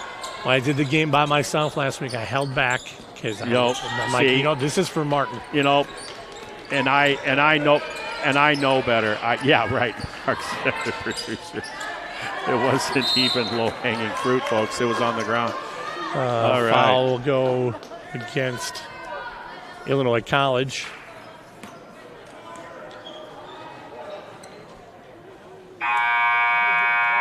And new 5 back in. That foul is going to go on number 24, Ella Osmus. Well, I think Ripon did a nice job of coming off of that disappointing loss on the road earlier in the week to come out here today to end the week with a home win. Feel better about yourself and get ready for Tuesday. So the good news is we are feeding some of the players Sunday afternoon. The bad news is the Packer game's at 3:30. Yeah, that's okay. Shot on the way, put up, no good. I'll be in the living room at 3. Yep. They're coming over at 3. All right. Yeah. Here we go. There's a 3, speaking of which. Hoffman, no good. Rebounded out. Glaus comes away with nice. it. Goes up right-handed. Good. Timeout. They want to get some players in. Yeah.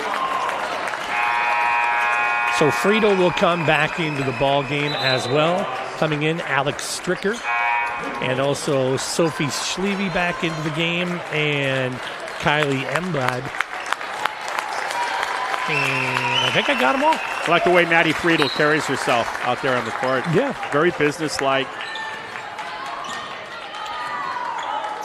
Very Emblad will be defense. How did she get that tipped out of shot there? off? Emblad going hard on the defense. That one's going to go out of bounds. It's going to roll off of. Is that McGinnis Rodriguez? She just struggled. Yeah. She could not. The freshman from Marquette, Michigan, Emblad, the 6-footer just wouldn't let her get that shot away. Shot on the way for 2 is no good. Schleve, 5'11" sophomore. McGinnis Rodriguez will throw to the right side, and Ripon will have just a few more seconds to come away with another victory. Basket up, no good, but foul on the way. Good feed from the wing for Ripon.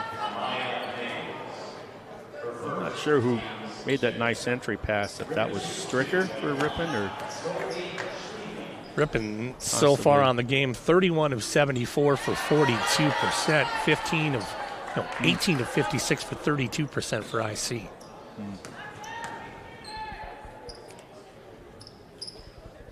40 seconds left. Makes good on that. Then we'll be away for what? Like you said, probably somewhere between 20, 25 minutes. Yeah, something like that. Yeah. Hallie Van Horn, imagine this, leading all scorers today with 21. Lainey Havlowitz with 12, Ella Tempest with 9, Natalie Rowolf with 9, leading rebounder, Ella Tempest, 20 rebounds, Haley Van Horn with 12, so the double-double for. Schleve with the help defense gets called for the foul. Free throw.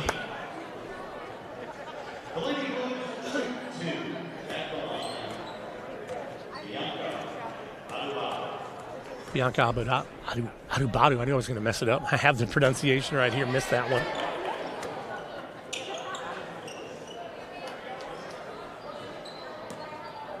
Bianca.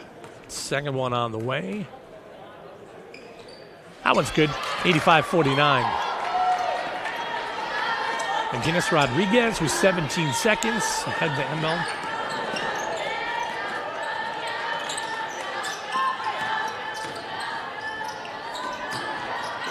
Shot on the way, too hard that time. Basket up and good. Freshman from Anago. Yeah. Schleve. Soft hands for the big.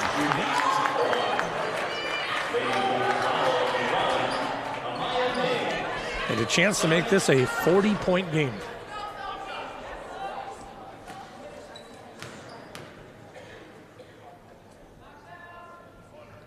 That one's good. Well, I can't make it a 40-point game because I can't do math. So, 39-point game it is. Final score here today, the Ripon College Redhawks 88, Illinois College 49. I want to thank our executive producer, Riley Eisnagel. No relation. Not that's on camera. His name is Martin. My name's Jason. We'll be back as the men take on Illinois College here in just a little bit. Once again, final score, Ripon 88, Illinois College 49. So long, everybody.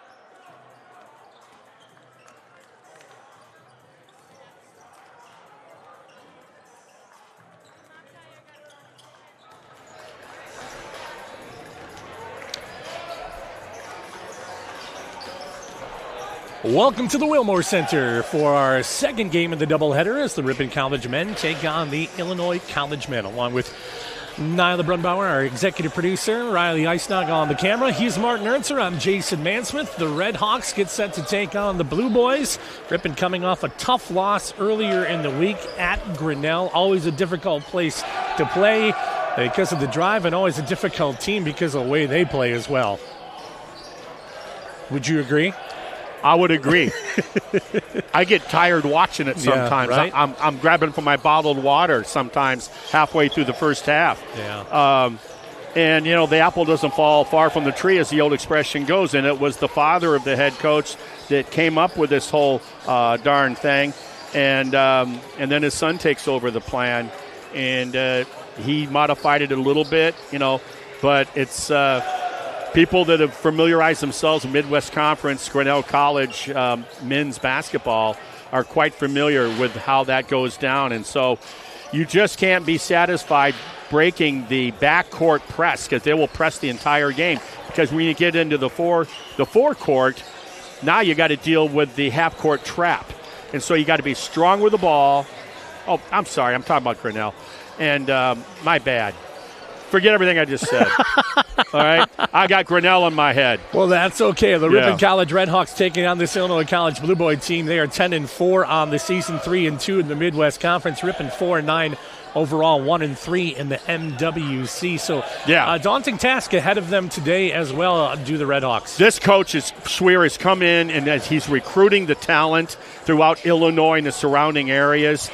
His record of the last 3 seasons speaks to itself. And he has just done a heck of a job bringing this program out of nowhere. Illinois College was never considered in the men's basketball. You go back 5-6 years ago, and ever since then, they're the guys that are we're trying to catch now, right? Absolutely. Well, you had a chance to talk to Kenny Finko, the head coach of the Ripon College Redhawks. We'll hear from him in just a matter of moments. We'll get set for Ripon College men's basketball versus Illinois College here on the Ripon Channel.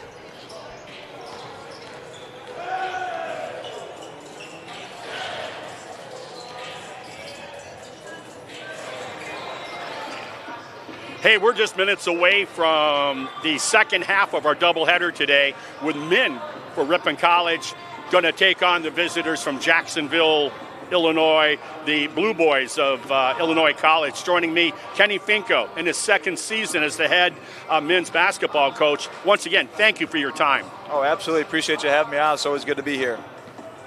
I sat home. I watched that Grinnell game, Coach, and you had them on the ropes. You were beating them at their own game. They shot 22% on threes. Your zone seemed to frustrate them, and you kept them more than 20 points below their average. Tell me about that game where you had a chance to steal one on the road. Yeah, we had a chance to steal one on the road, and all we can really ask of our guys, hey, can we put ourselves in a position with 4 minutes or less where we're in the ball game and have a shot to win it down the stretch? And I felt like we did that. I was proud of the way we battled. I thought we played hard, and we got some of that competitive edge back to us compared to last time we stepped on this home floor. So we're just looking to build off some momentum with playing tough, playing together, and playing the right way. You started out conference season. I think that was our first conference game at Illinois College, correct? Yeah, a month ago. So now they come in here. Everybody knows they're the big dog in the conference. They have been in the last couple of seasons. Will they be doing anything different that you did down there in today's contest with them, trying to pull the upset? There's not a huge adjustment in the game plan. Last time at their place, they pounded us on the boards. We gave up 20 offensive rebounds. So definitely some coaching tactics in practice were used to hopefully correct that issue. But moral of the story, today we just got to play hard, go out there, compete, and trying to stay the course for 40 minutes and not ride the highs when they're high and not ride the lows when they're low, and just kind of stay steady throughout is kind of what the message has been this week in practice. Okay, interesting, because I'm not that person. I can tell you that. You would have been all over me, Coach. And then I'll just finish up. How are we health-wise as a team?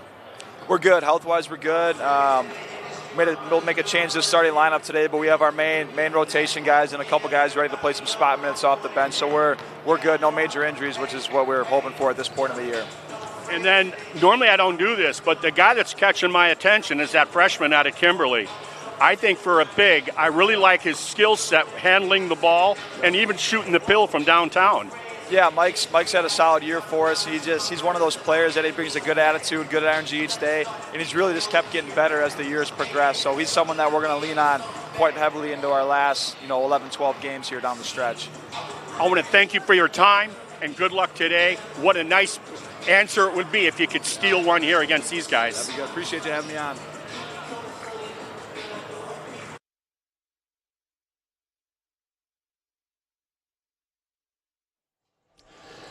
Back here at the Wilmore Center in Ripon on the Ripon College campus as we get set to start this Illinois College versus Ripon College matchup. Let's take a look at the starting lineups. First, we will start with Illinois College. They are 10-4 overall, 3-2 in the Midwest Conference. They will start number 3, a 5'10" sophomore from Quincy, Illinois, Jake Hoyts. Number 4, a 6'5" senior from Maywood, Illinois, guard Josh Harris. Number 14, a 6'3" senior from Nashville, Illinois, Buzz Ritzel. Number 20, a 6'5" sophomore from Springfield, Illinois, Austin Robinson. And number 40, a 6'4" sophomore forward Seth Doss from Springfield, Illinois. Under the head coaching direction of Steve Schweer in his 7th season, those are the Illinois College men.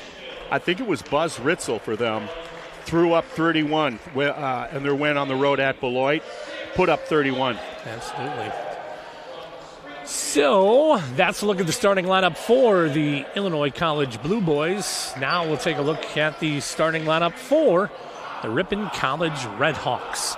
They will start number 12, a 6'7" junior from New Orleans, Louisiana, forward Colby Williams. Number 22, a 5'10" sophomore from senior, from Chicago, Illinois, guard Dominic Galati. Number 23, a 6'4" senior from Peshtigo, Cade Tackmeyer.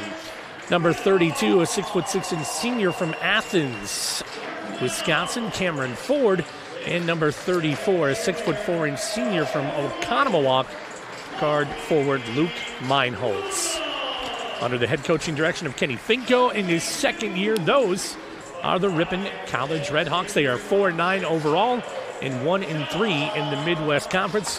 Redhawks led by Luke Meinholz, 16.6 points per ball game. Cade Tackmeyer, 12.2. On the other side of it, Buzz Ritzel, 17.5 per game, and also Josh Harris, 13.5 per ball game for the Blue Boys. As I mentioned, Ripon coming off a tough loss against Grinnell earlier in the week, so they'd like to find a little momentum like the women did earlier today, knocking off Illinois College 88-49. Luke Meinholz, Oconomowoc, did play his ball at Marquette High School.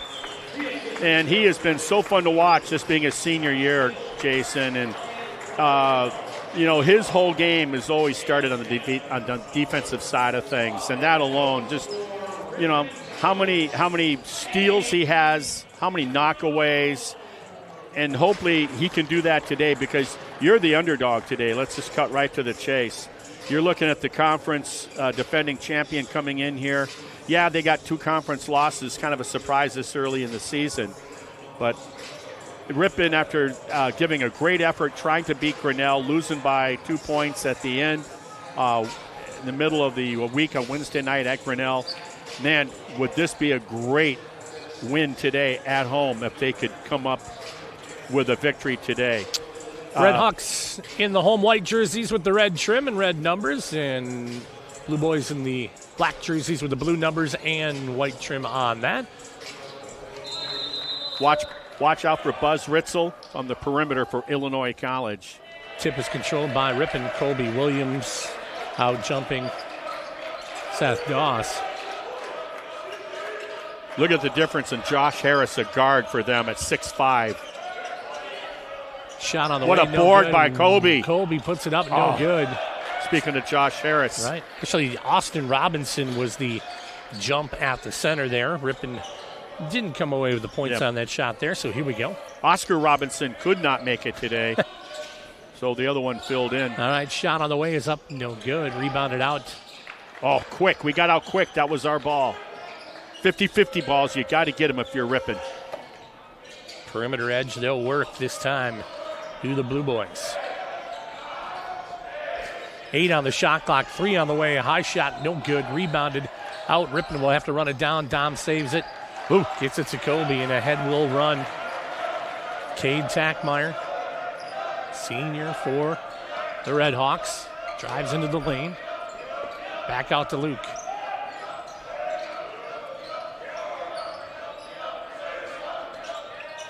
Oh, tipped touch out pass. Of the way, yeah.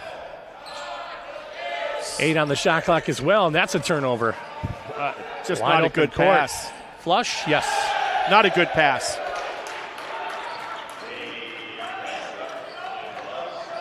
Ritzel with the two-handed jam to start the game off. 3 on the way from Meinholz. The answer. It's good to see early on because he's a slasher. Everybody knows that. He goes to the rim, and if you can come out and hit threes early on, that's going to pull the defense out and open up the lane. Ritzel's at the top of the key. Quick ball movement, looked faded down. Good help. Kobe Williams sunk on that and helped create the steal. Galati 3, that'll miss off the edge. Put back up and good. Wow. I think that was Kobe Williams. Give it to Ford. Oh, Cameron Ford, okay. And may not even tipped it in, but the scorebook will go for the good guys. Yeah. Topside help as they'll work around the edge. Quick movement by IC. Shot on the way is up. That won't hit. Rebounded out of there by a Meinholz. Ripon will run.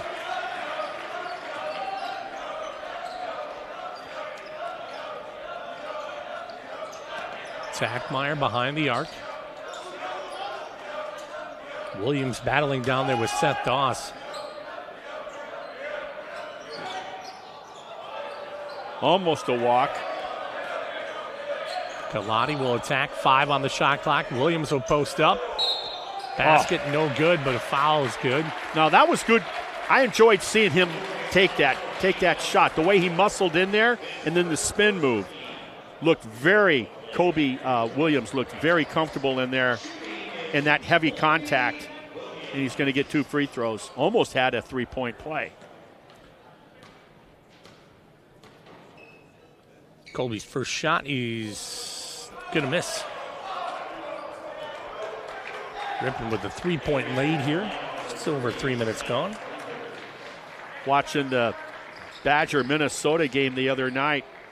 Guy shoots a 3. That ball went 8 to 10 feet straight up and then came down in the cylinder for a 3-pointer. I've never seen a ball bounce that high up past the shot clock. That one's no good on the second attempt. Ripon back on defense. Josh Harris drives through left-handed, switched it middle of the lane. Tackmeyer on the pull. Wow, what a take by Harris. It just didn't fall from the left hand. Shot good for 3. It's a good sign to see Ripon hitting threes early on.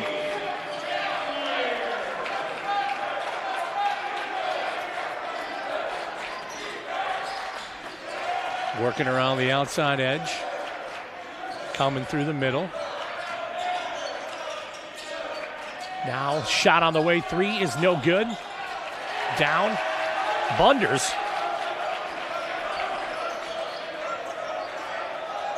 Up on the top. Meinholz with it. Ripon with the lead. Fade away. Tackmeyer good. Got a rhythm. Forces a timeout.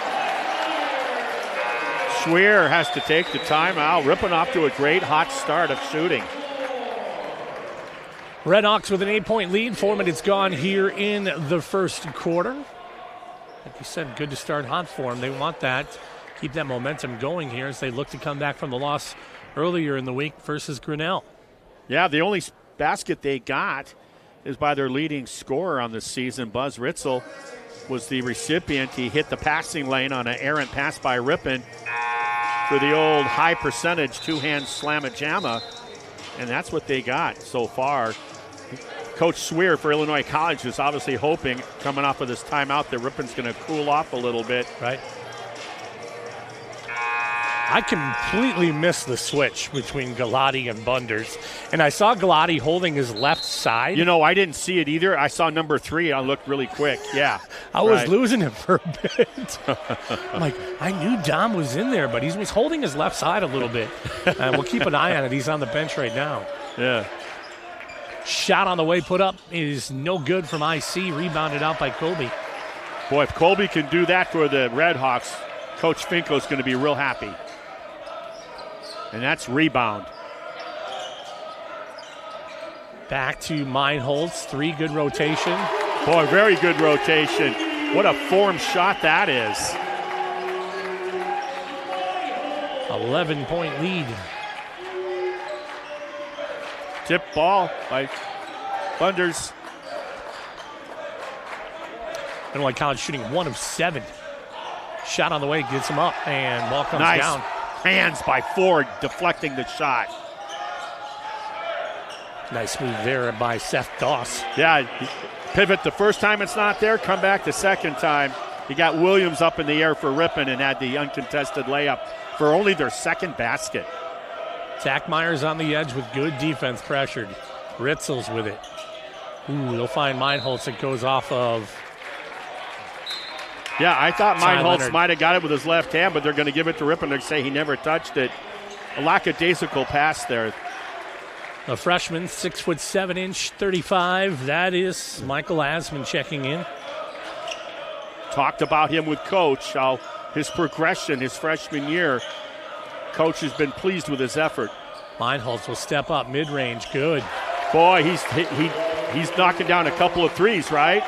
And I don't think he's missed. And now now that little pull-up jumper, and he had the other jumper. Yeah, good start for the Oconomowoc native. Bounce pass down low. Doss looking to back in, work through Colby Williams, positions. Wow. Drops the shoulder, lays it up. Kobe did everything right on that. It was just a better offensive execution. Tackmeyer saying to Asman, hey, get down to the corner a little bit more. We got some opportunities, I think, there. So he'll do so. A lot of time on the shot clock here. Tackmeyer back out. Now you're down to 6 seconds. From the logo, no good. Rebounded out. Why not? Everybody else is making threes for Ripon. Hand nice in the air from deflection. Meinholz. Who else, right? Deflection creates the steal. Ripon with a 15-6 lead here in the first half. Bunders works it around to Meinholz. There's the Meinholz I'm used to seeing. That shot put up, goes out of bounds. Now they're saying the shot was deflected, and Coach Swear for Illinois College is saying, hey, I didn't see it. So it didn't hit anything, so Ripon will inbound with 13 seconds only on the shot clock. Matt Thompson checks in for IC. Ripon also checking in too. The sleeper play. The defender was not ready on that inbounds. Little baseline jumper by Osmus. Uncontested. Doss up and good for 2. Ripon checked in CJ Brown. Scoring now, picking up. Interesting, Doss is 6'4", plays the forward. Bunders 3. Whoa. Good shot. Deep. Remember, he's the transplant from UW-Platteville. Good help by the freshman on D. Working it through. Asman will take the pressure cover. This time, Thompson, he'll fade it away. Go off the glass, that won't go. Ripon in the rebound and the run.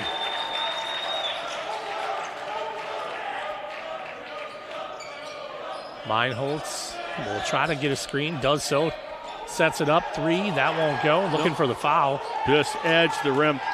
C.J. Brown in for Ripon as well, came in for 23 for Ripon. Tackmeyer. 3 on the other end. That's a good one.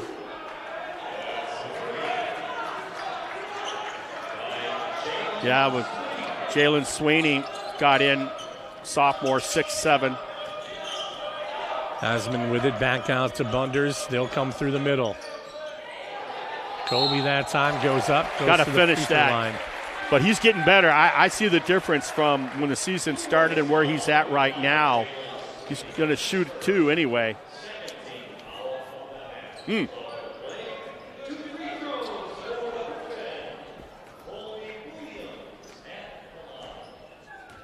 First free throw on the way from Colby is short.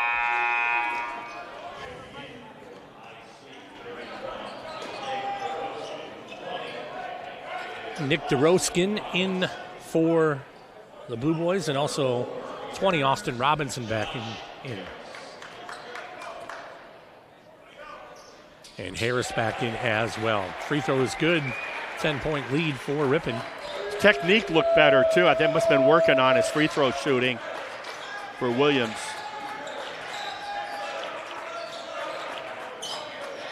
Oh, nice move. Couldn't finish, but that's an ROK foul there. Yeah. C.J. Brown. Make him earn it. Yep. No three-point play. Double move on that fake. Woo.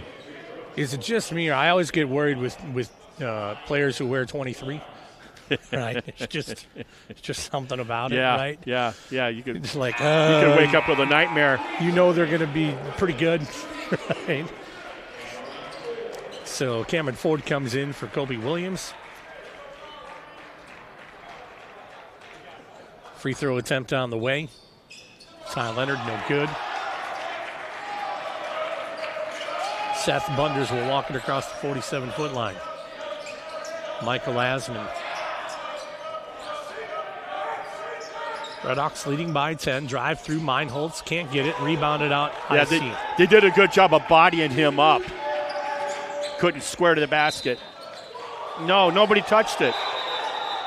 The ball was not touched. This official over here wants to chat and said, hey, I think it's going the other way. You know, sometimes as an official, you're too close to the play.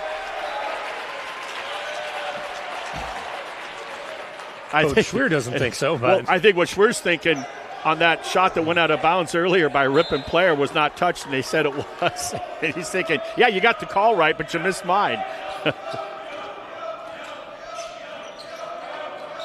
Ford.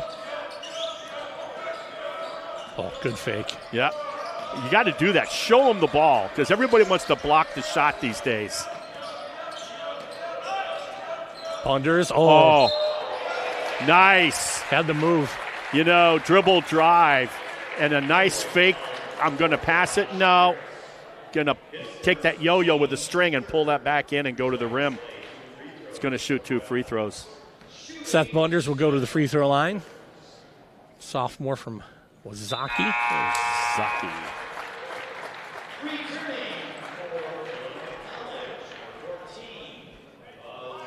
Wazaki Steuben. Ritzel back into the ball game for the Blue Boys. Tackmeyer's going to come back in, and we lost the scoreboard for a second. The other one was still running, but well, we're a small town. Those things will happen. It's all good. Yep. Somebody kicked the plug out. We got a clipboard with paper and pencil as well. Yeah, coach is going with a little more size today, even with a starting lineup. You saw that today. Going with Ford because rebounds, as he said in the pregame, looking at the stats from when Illinois College beat them there last month, rebounds were a big reason why Illinois College got the W. Shot on the way, 3-point is up, no good. Ripon's got 6'7", 6'4", 6'6", 6'4". And normally you don't see that. Bunder's doing a nice job of not just rebounding, but taking care of the ball, protecting it. Bunder's coming in at 6 foot. Here's Tackmeyer for 3. That'll go. Boy, you give a good shooter a dribble rhythm, and you don't come out on that over the top on the screen. Nice job by Tackmeyer. Coach Swears 14 beside points. himself. Yeah, he is. He wasn't happy with the official. Oh, going back door, almost stolen by you-know-who. Ritzel gets it, puts it up and good for 2. Good job by the team from Jacksonville to stay with that loose ball and come away with the deuce. That was Andrew Thomas, my bad. Check that, I'll get it right sooner or later. Nick Doroskin. And then he stepped out.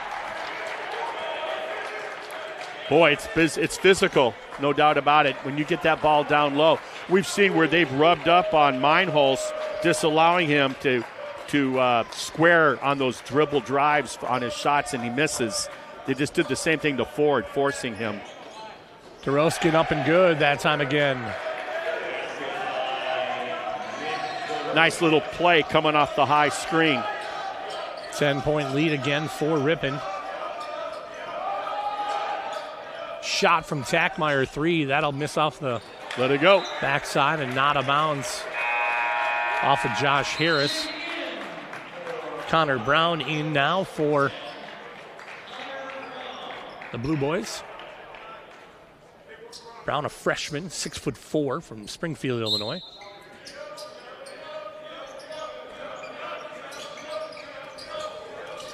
Seth Bunders at the top. He's been in since Galati went out with that left side paint or whatever it was.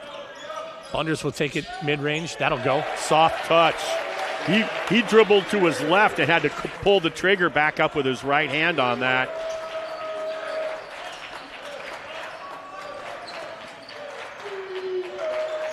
I'll tell you, I like the defensive intensity I'm seeing by Ripon here. Well, you're getting pretty excellent play out of the 5 floor generals that are out there right now. Yeah. Quick and size. Tackmeyer shoots. Nope.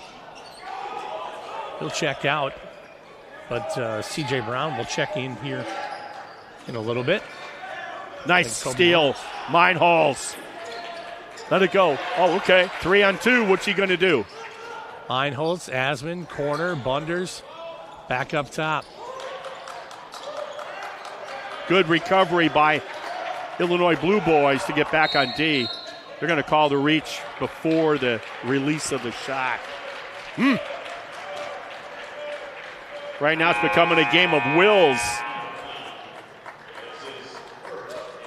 So Cam Ford steps out. So does Meinholz. Williams in. C.J. Brown in. Tackmeyer will inbounds.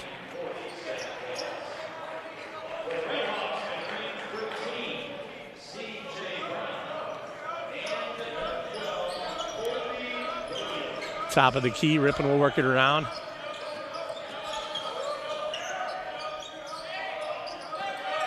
Sit on the side.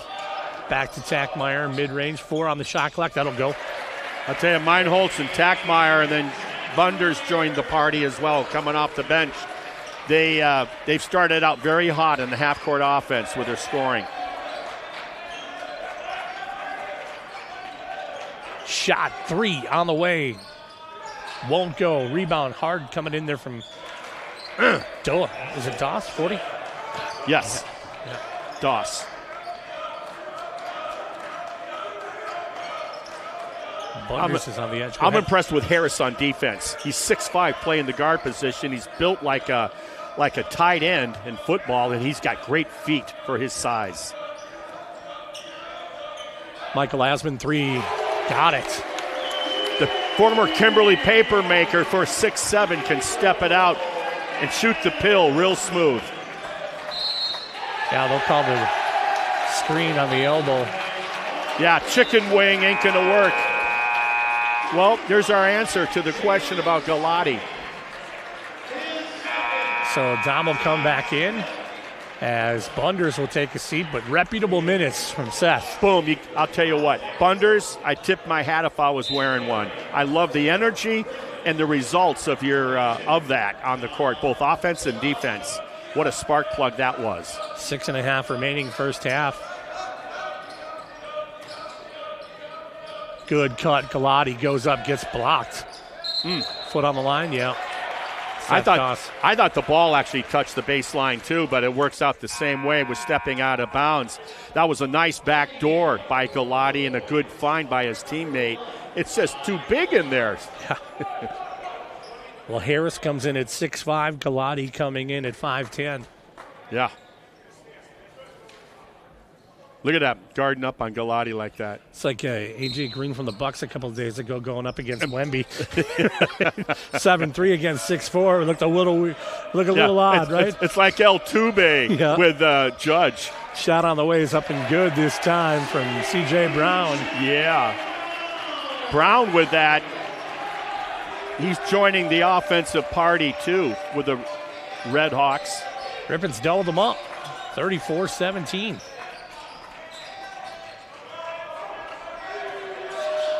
Don't let him pack you down. He'll work his way in. Nice job by Williams to recover. What a push underneath. You're going to call a foul? Yeah. Yeah. Yeah, what happened with Kobe Williams was he was getting outmaneuvered with the footwork, and so he kind of used his hands to recover in proper defensive position. I actually agree with the official, not that anybody cares that I do, but I think it was the right call. Checking in for the Blue Boys is number 42. 30-second timeout for the Red Hawks. Yep. Nathan Bobikowitz. It's been all Ripon. It started out with the hot shooting of basically Meinholz starting out with a 3-ball, and then a couple teammates following suit. Kackmeyer jumped on that bandwagon as well. Yeah, he's got 10. And next thing you know, from there, it's just some real good complementary offense by Ripon, sharing the ball a little bit more, I think, and getting good results from it. And when the Red Hawks brought in Bunders and Michael Asman, right, it kind of changed it for him. Good point. Yeah, it's the energy picked up, too, with Bunders, that the ever-ready pink bunny right there. Inbounds at the baseline for the Blue Boys.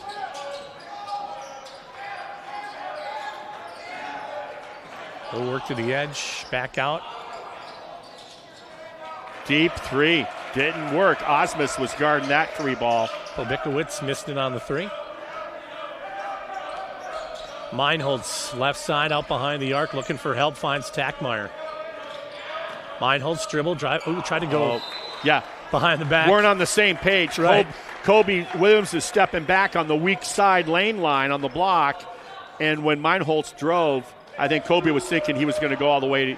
But to help defense, then give the defense credit for Jacksonville boys, the Blue Boys. They're really protecting the rim. 34-17, Hawks leading. Bobikowitz again for 3. That won't go. Kobe Williams on the clear. Come to think of it, I don't think Meinholz has a basket at the rim. They've sealed that off. He's got all baby jump shots and 3-balls. Michael Asman with it now. Look inside and offensive. Offensive. I think a frustration foul by Kobe Williams. Let's see if they call it on him. They do. That'll be his second. Yeah. You get in those one-on-one individual battles.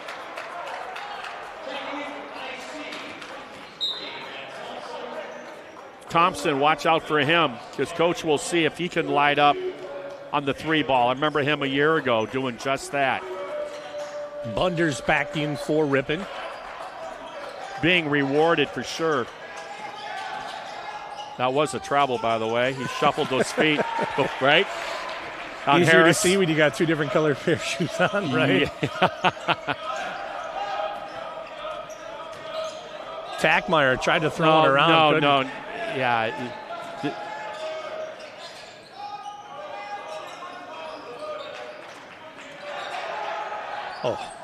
That's nice take. Good feed. All the way. You saw what I saw with Bunders, was going to double the ball. That's why you don't dribble with your back to the rim. Fall off of that, get the cheap steal.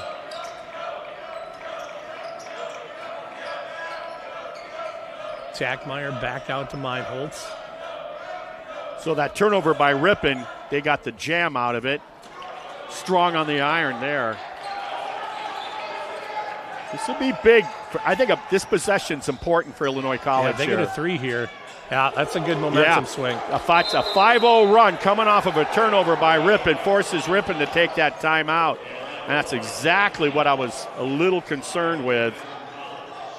And just like that, that huge lead is now a 12-point lead. Yeah, they had them double up to 17 at one point, right? Ty Leonard with that 5-0 run right there. Yeah, with that three-pointer to bring this in here, 34-22 with 3:42 remaining. Yeah, those last 2 baskets, what do we got? We got a 2-hand tomahawk slam baseline and then the deep 3. So just 2 dynamic types of shots for Illinois College. IC averaging 70 points per ball game and Ripon just about 65. So Redhawks take the timeout after that 5-0 run. What I'm going to be interested in seeing here, can Ripon find a way to get to the rim and finish? Can they get that inside game going? Because sooner or later that jump shot's not going to fall for you. Right.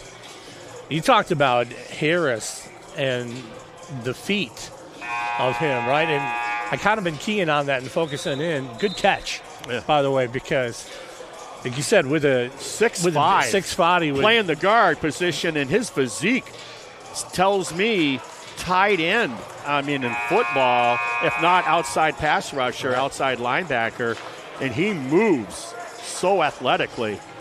So Michael Asman will check the ball in at the baseline for the Redhawks after the timeout from Coach Finkel.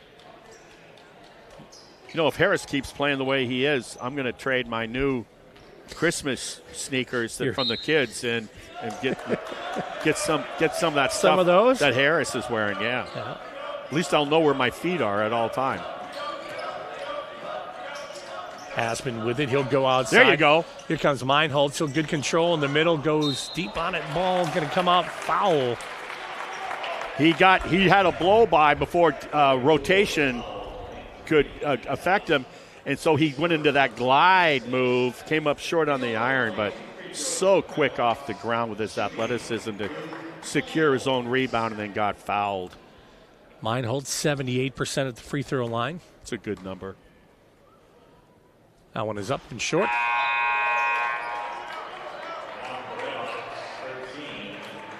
C.J. Brown back in. Meinholz again at the free throw line. Osman takes his seat for Ripon. 8 points so far for Meinholz. We've had women who won easily today over Illinois College. Had a lot of conference discussions amongst the refs in that game. A brief one here in the men's game between 2 of the 3 officials. Meinholz, next attempt. That's good. 35-22 with 3:28 and change. See if they're going to try to keep setting the table on 3 balls. That one's underneath and out of bounds. That was a design play too, folks. He came off of the screen, Thompson up on top off the wing, and was looking for his rolling teammate, Seth Doss, who plays bigger than his 6'4" height at that forward spot. At this moment, Ripon shooting 52%. Tough shot there. That one gets out of the hands of C.J. Brown. Tackmeyer was just hunting a shot there, shot a difficult fade, long 2 ball. Harris left good. Yeah. All of a sudden, Ripon is becoming the hunted one psychologically. Still a double-digit lead, but needing a basket. Ford will hand it off. Tackmeyer will come through. Right lean, no good. Rebound. Ford trying to come through and crash on that, but Tackmeyer way short on that, on the rim off the layup attempt.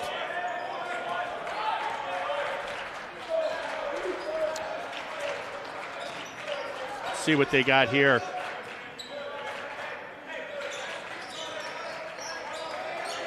They're working on the outside edge. Top. 3, that won't go. Rebound comes down. Meinholz. Matt Thompson. Normally he's good on 3 balls.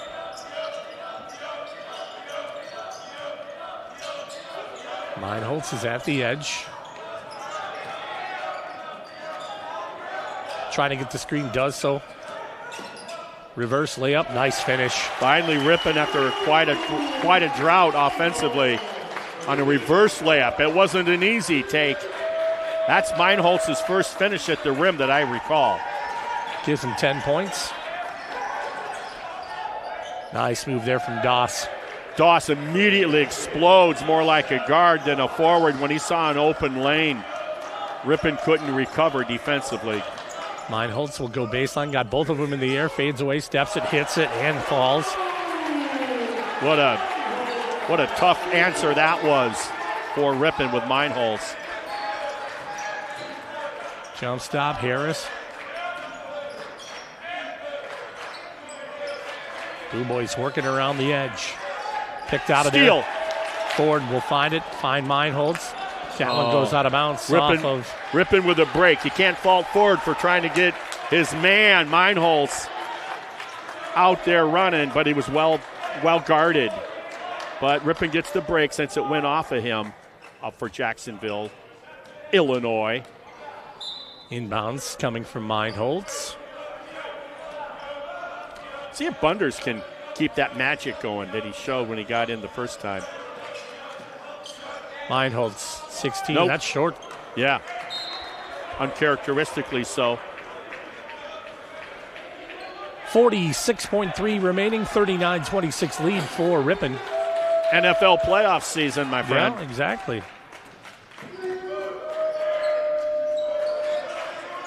Works around, good defense.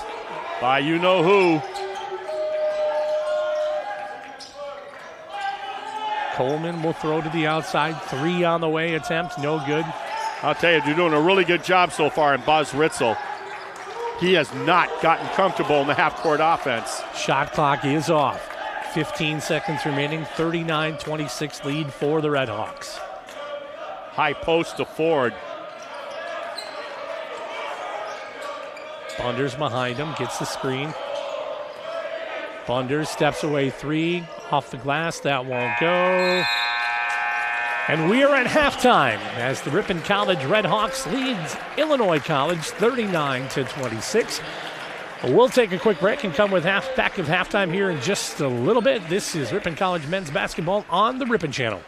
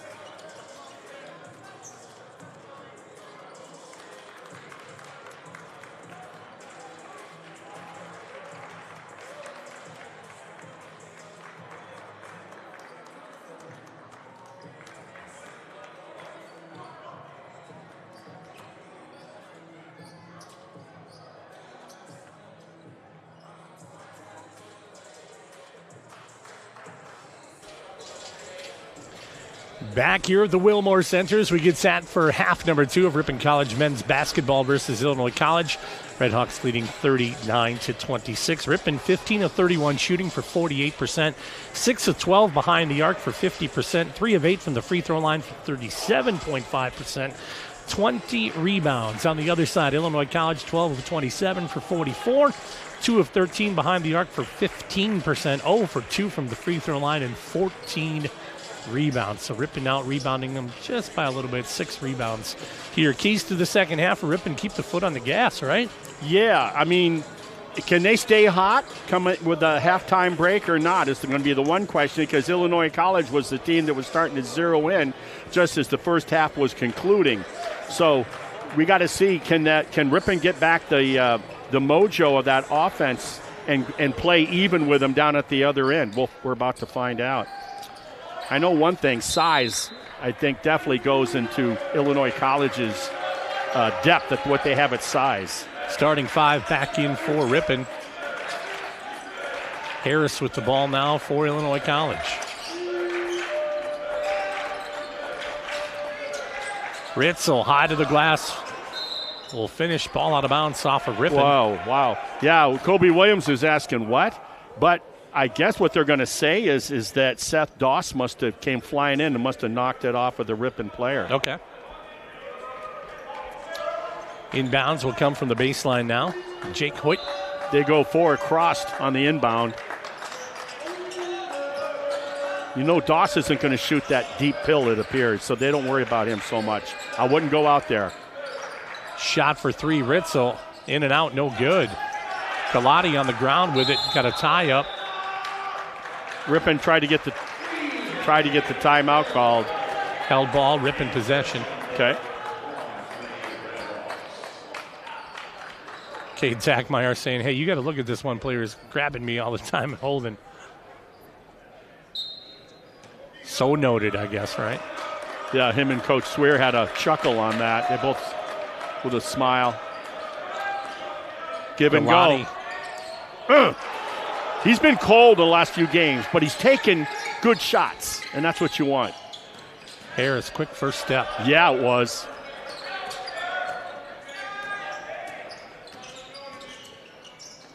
Ritzel, the loop-de-loop back to Harris. Yeah, he was hoping Tackmeyer would get lost in the chase. Harris with the shot, no good. That goes off of Galati. Now Doss on the rebound. Spin move over the top. Oh, does he finish nice in the lane? He did it in the first half. I got to believe his shooting percentage is a good one right now in this game. Williams on the attack. Got to watch behind you. Spin move, puts it up. Good control. Yeah. Pivot move. I think they were hoping for a walk, but no. Just a nice finish by Kobe Williams. The New Orleans connection. Oh, there's offensive. No. Oh, my goodness. Oh, my goodness. That call. Oh, my. That help defense was sitting there waiting. He could have eaten a bologna sandwich by the time the offensive player got the entry pass, pivoted, took his first dribble, and then was surprised to see the rotation. And then, unfortunately, he got slapped with the foul. That's his first. What a great, nice defensive play that was seen differently by Meinholz. Inbounds coming from Illinois College. Back out, Ritzel for 3. Don't want him to heat up. Oh, those boards. That'll go to Illinois College on the tie-up. Man, those boards. 2 offensive players for Illinois College almost initially were fighting for it, and then Ford got his nose in there. Good timeout here from Coach Kenny Finko. Hey, you realize the physicality that's taking place underneath the hoop right now. Yeah, you're going to have to match step it. up. Yeah. You got to. Yeah, good call, my friend, my play-by-play man. I totally agree. You got to challenge your guys. You know, you got a little nucleus there of fifth-year players, and if anybody knows, it's going to be those guys.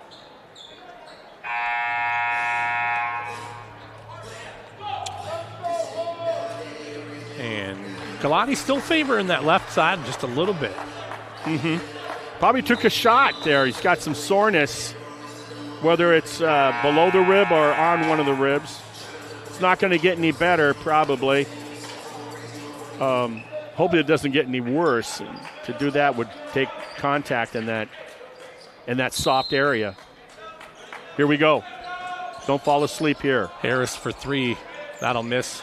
Good box out. Cam Ford. Going to get foul. Yeah. He reached in. Yeah, he did. He to ward off. Because he didn't move his feet to the ball, he was forced to use his swipe left arm. It's the right call, unfortunately. His first. So Meinholz picks up his first foul, and now Ford has picked up his first here early in the third. Doss working it in, moves around Kobe Boy, does Williams. he got nice footwork for a big. Doss, I'm talking about. Harris has got 5 on the shot clock. Takes one up deep. That'll hit. Oh, he got his rhythm. Just like we saw Meinholz in the first quarter, he got that rhythm dribble. Look out. Cade Kackmeyer, same kind of guy. Loves that rhythm dribble. Meinholz will finish. Good control. Hand on the push on the hip, should be.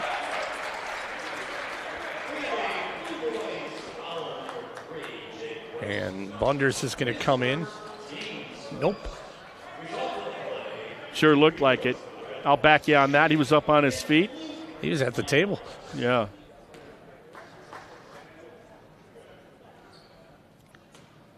Free throw on the way from Meinholz is up and good. Maybe Bunders was asking our buddy on the PA system what the score was in the NFL game, the first one. 6-0 Chargers last I checked. Okay. Free throw from Meinholz is good. Going to have to shoot better free throws down in the second half than you did in the first if you're Ripon. And that's a good start. Get Ripon back to that dozen-point lead. But you're right. He is going looks a little gingerly, doesn't he? Yeah. Galati. I never noticed that until just now as he took himself out. So Bunders back in. Good help there, almost a steal. Pressure coming in against Ritzel. He'll go up over the top, fearless. Yeah, and he's a scorer. And, you know, Meinholz did everything he could on him. That's just a great keep the dribble alive and finish at the rim. Kobe Williams working his way around, gets it up, contested. Overlaid it. Look out. Doss, no good. Williams with the rebound. Bunders works to the edge.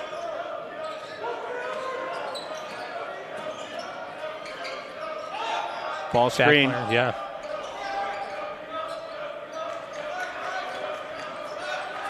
Sackmeyer now on the attack. Throws too far out.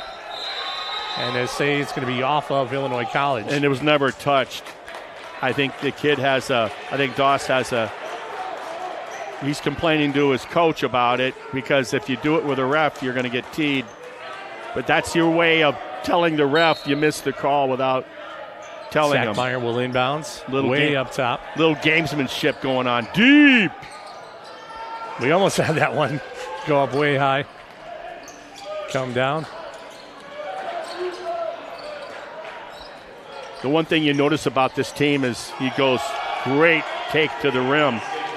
The thing you notice about Illinois College is how they're just all athletic with their feet, regardless of the position. Sackmeyer with it. Don't sit on the ball. You got to move the ball. 8-point lead for Ripon. There you go. Meinholz will go up, get it to go. Tough finish with a guy in his face. Right now, it's pretty much the Meinholz show offensively. 17 points for Luke. Need somebody else for Ripon to step up. Right. That's going to be fouled on the way in. Yeah, that should be on Bunders, I'm thinking. Meinholz, I think, needed 8 steals to break the record. He's got 2, so now he's down to 6. That'll certainly come in time. Free throw number 1 on the way from IC is good. So in for Ripon, Michael Osman comes in for Ford. A big for a big. Missed it. No good, and going to push off. Yes, and he does it, and he's got to make the change. This is really part of Colby's game there. I don't know if he even knows he's doing it. He's using his hands, and he didn't have to. Use your feet, take your feet with you, get low, because that's a big missed free throw. Leonard will go up. Williams on the attack. There you go. No harm after that foul on Williams. Look at this. Meinholz gives it over. Asman gets fouled.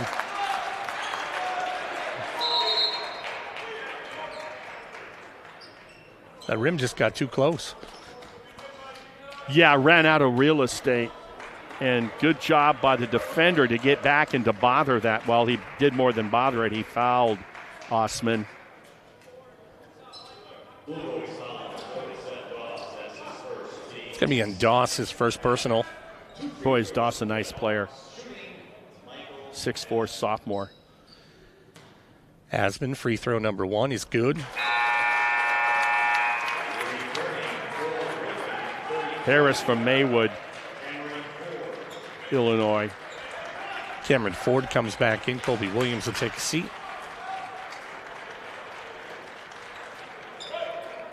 Second free throw from the freshman Asman.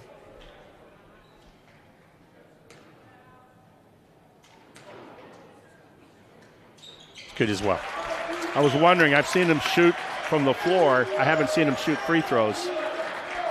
11-point lead for the Red Hawks, 15-20 remaining. They were up by 13 at the half for those that are keeping track. Dual pressure coming in here. Good help by Ford on the double. They'll work it on the edge. Ritzel. Quick. 7 on the shot clock now. Doss comes through, took it off the hip. No good. Rebound. Finally, it seems like that's Doss's first miss down by the rim. What a pass. Meinholz waits, contact, and gets the foul. And you called it. Waits, got 2 defenders in the air, then went up on the shot. Now the ref can take his pick who he wants to point at for the foul. It's going to be on Seth Doss. This is really important for Ripon if they can steal this. Where they could have had that upset so close at Grinnell. I was going to say that shot was a little short. Yeah, right. Ref called it off. I gave him an inadvertent horn on the that's check-in.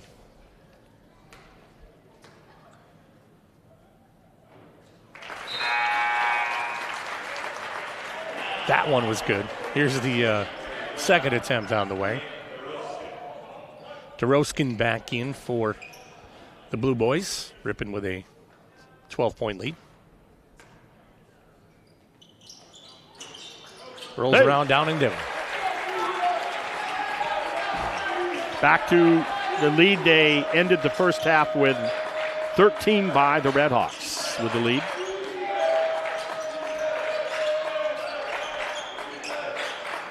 Shot for 3, Ritzel, good, and the foul. Yep, 4-point play, a chance at that.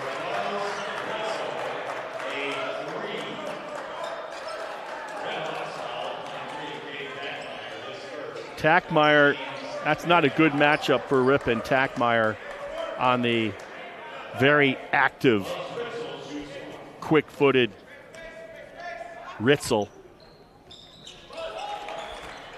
4-point plays are tough. Yeah, I'll have to watch that next time to see if that was just a switch that Tackmeyer ended up on Ritzel or not. I got to believe it was. We'll see. Bunders working against Harris with pressure in the backcourt. Yeah, doing everything he can. No foul. Get foul in the back there. Call over and back, yep. Well, first of all, how do you not call the foul over the back on that entry pass to Ford? He was all over his back.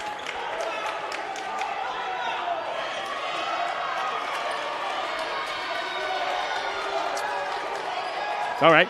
Illinois College sets the inbounds. Just like that, like you said, the 4-point play, what a difference. Could lead to a 7-0 swing, right? Yeah.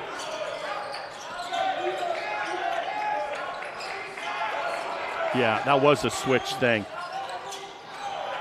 Here's the three. Nope. That won't go. Rebounded out.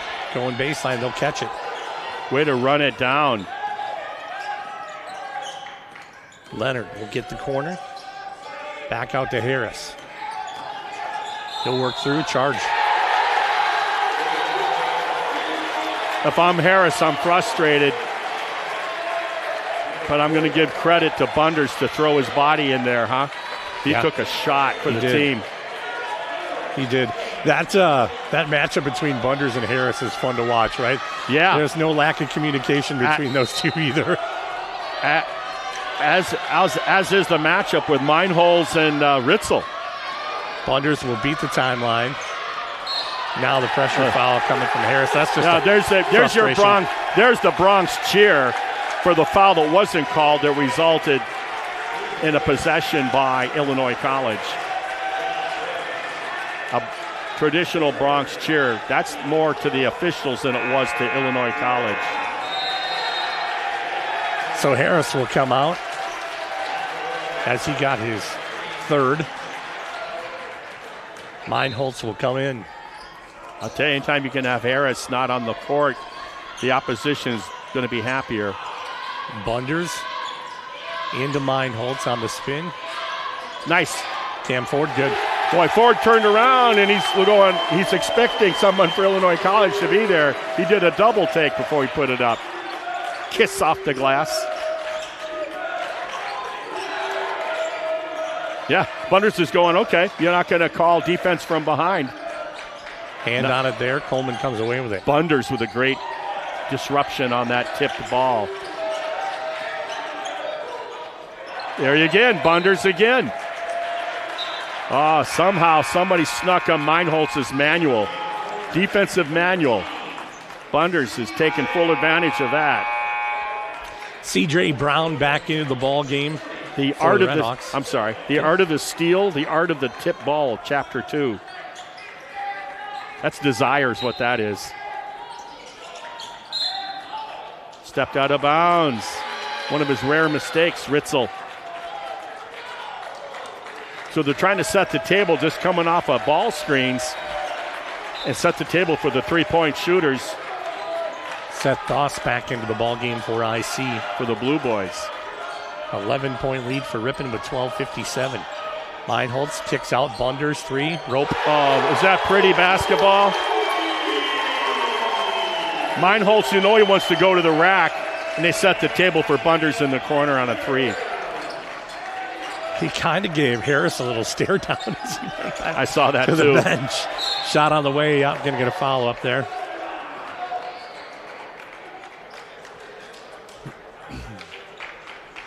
Two shots.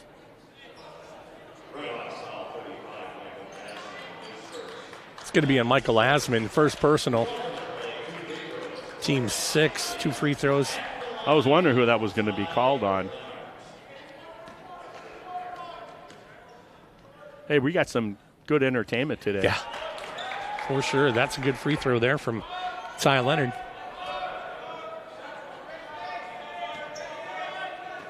The guy I don't want to see light up here is Matt Thompson, 23 for them. Matt Coleman? Yeah. I don't want to see him light up. I remember him a year ago. Oh, you're right. Matt Thompson, my bad. Yeah, and then Ritzel, yeah. Watch out for Ritzel if he lights it up. Harris is back into the ballgame. Asman will check out, and Tackmeyer comes back in. They got to take care of ball security is very important here. Ripon's got to come away. In a game like this, you want a good opportunity every offensive possession. Brown will go on the attack, find Ford, good for 2. Boy, was that pretty.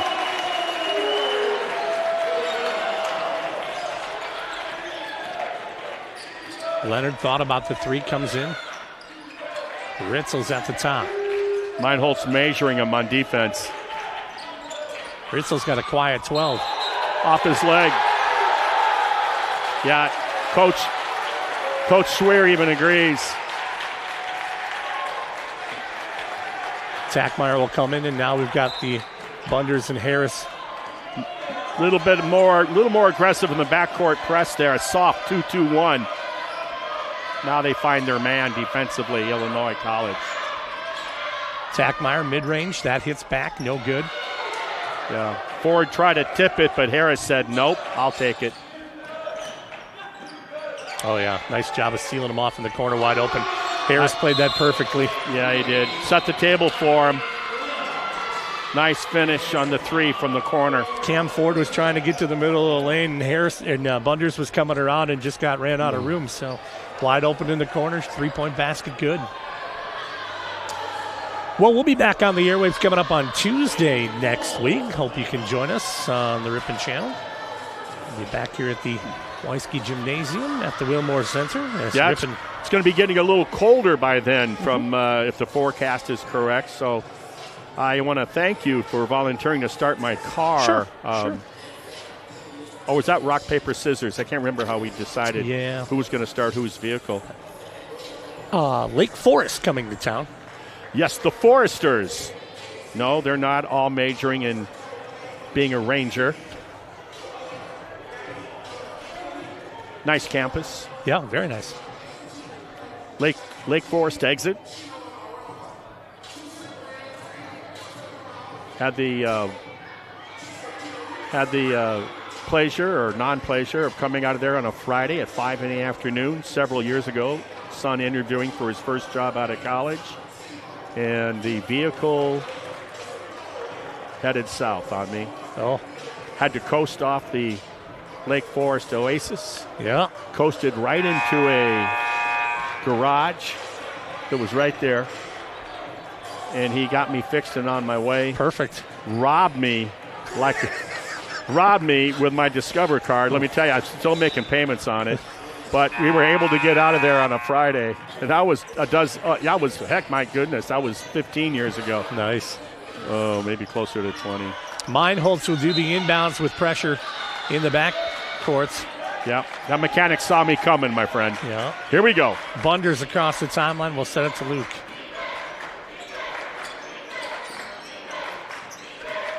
Clearing, control. What a block.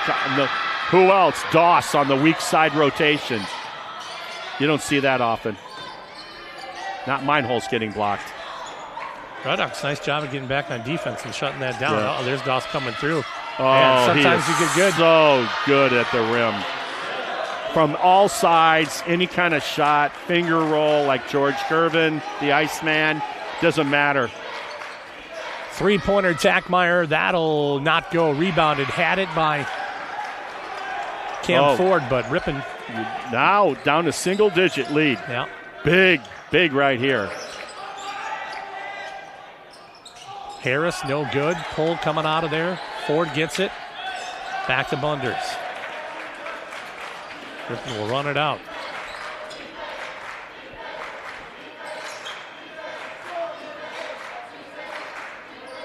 Ten and a half remaining here in the first half. Bunders on the attack. Now Meinholz will go.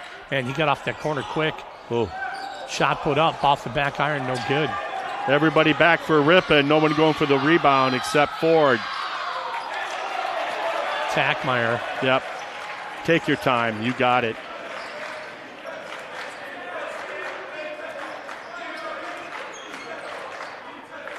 Flip the script and go to the left side. Ooh, I thought he was going to pop the three. Yeah. Harris popped out on him. Tackmeyer, one extra pass. Nope. He's missed his last 2 threes. Open looks. Somebody's got to step up with a hot hand for Ripon.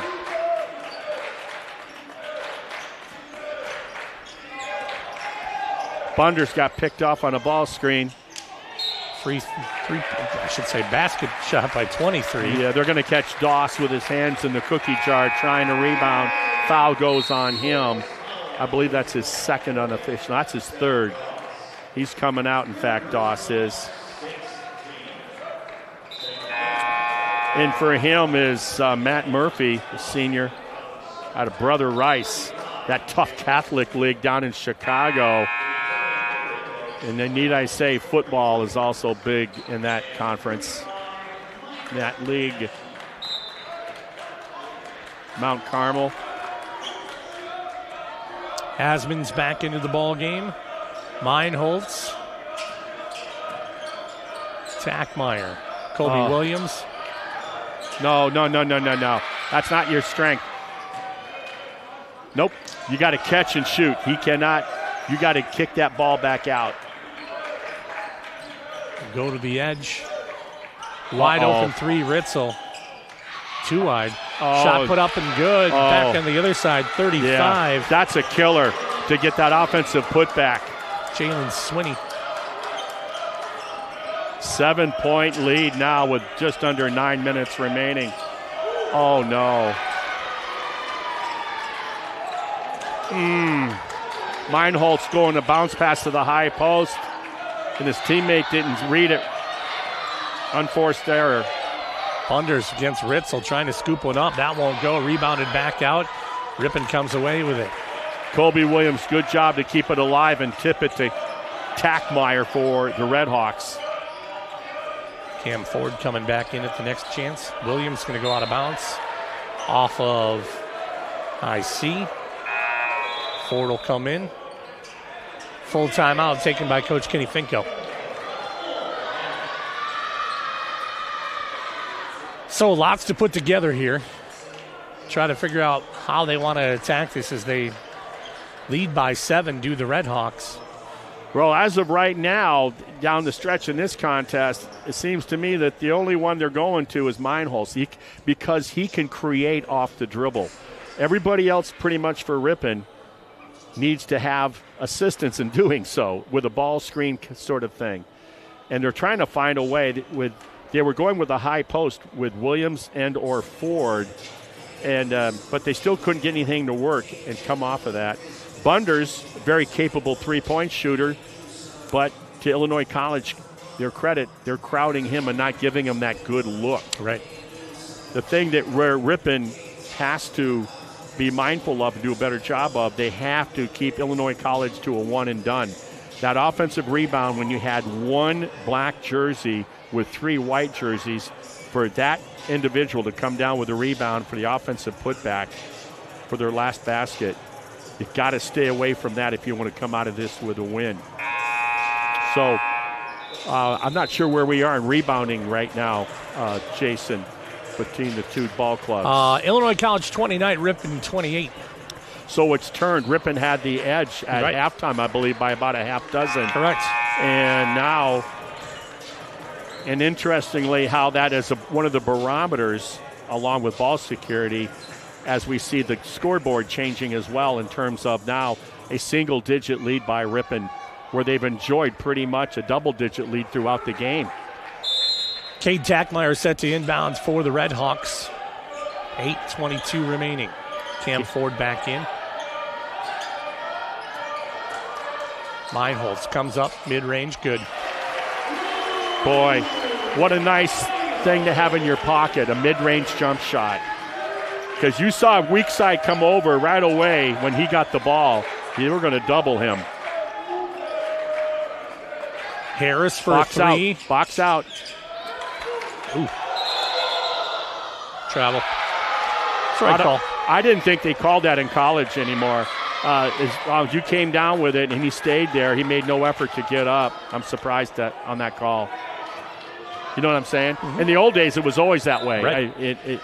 I thought they've sort of changed that. Shot on the way, nice put up and block. blocked. I think Bunders blocked that. I did too. Wow. Bunders is one of those dangerous guys. You look at him and comes into the gym, you think, oh, okay. And then you go, oh, okay. And there'll be a foul on Bunders that time. Yeah, Coach Swear helped with a call on that.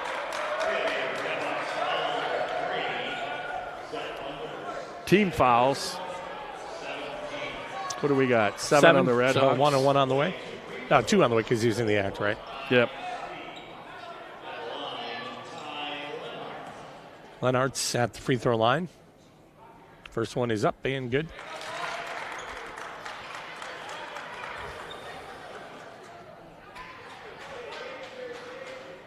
$10 points from Lenart. And that free throw is good. 7:40 remaining, 51 for Illinois College, 58 for the Redhawks. Spacing. Got to get your spacing down. Meinholz tried to get one in there. Yeah, tried to get sneaky with Ford, and they read him like a cheap dime store novel on that pass. Harris will come through, switched hands in the lane. Yes, he did. From the right to the left off the glass. Didn't work. No advantage. Tackmeyer will have to catch on the lead out. Here's the freshman. What's he going to do? 6'7" on 6'7". Will body in, put it up good. That's what he's going to do. Boy, he goes over a tight little baby half hook. Nice closed shoulder on that shot. Huge basket for the Redhawks at this stage. Swinney in the corner for a three. That'll go long. Rebounded by Bunders, 6:40 and change. Bunders, just a sophomore. Tackmeyer ran out of room. Yeah, he goes baseline, almost threw it away. Oh, you got to cut that push on the hip on Ford. It's one thing to use your hip to hip, but another thing, two hands on the small of the back on Ford. Ref missed that call. Tackmeyer. 13 on that shot clock, not a lot of time. Bunders for three. Nope. Just long. He buried that deep one early in the game.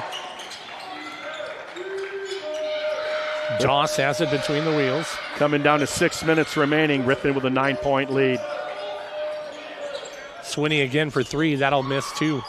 Bunders. Boy, does he sky. Very nice. Impressive for a 6-footer. Good hops.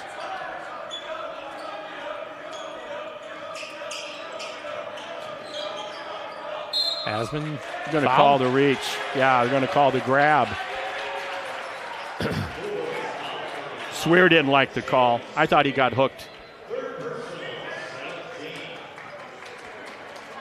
Foul goes on Sweeney.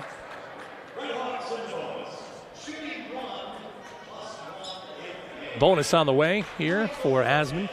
Needless to say, how important this is right now. Got awfully quiet, didn't it? It did. Free throw, good. Had to be a pretty nice player in the Fox River Valley, huh? For Kimberly. I would think so, yeah.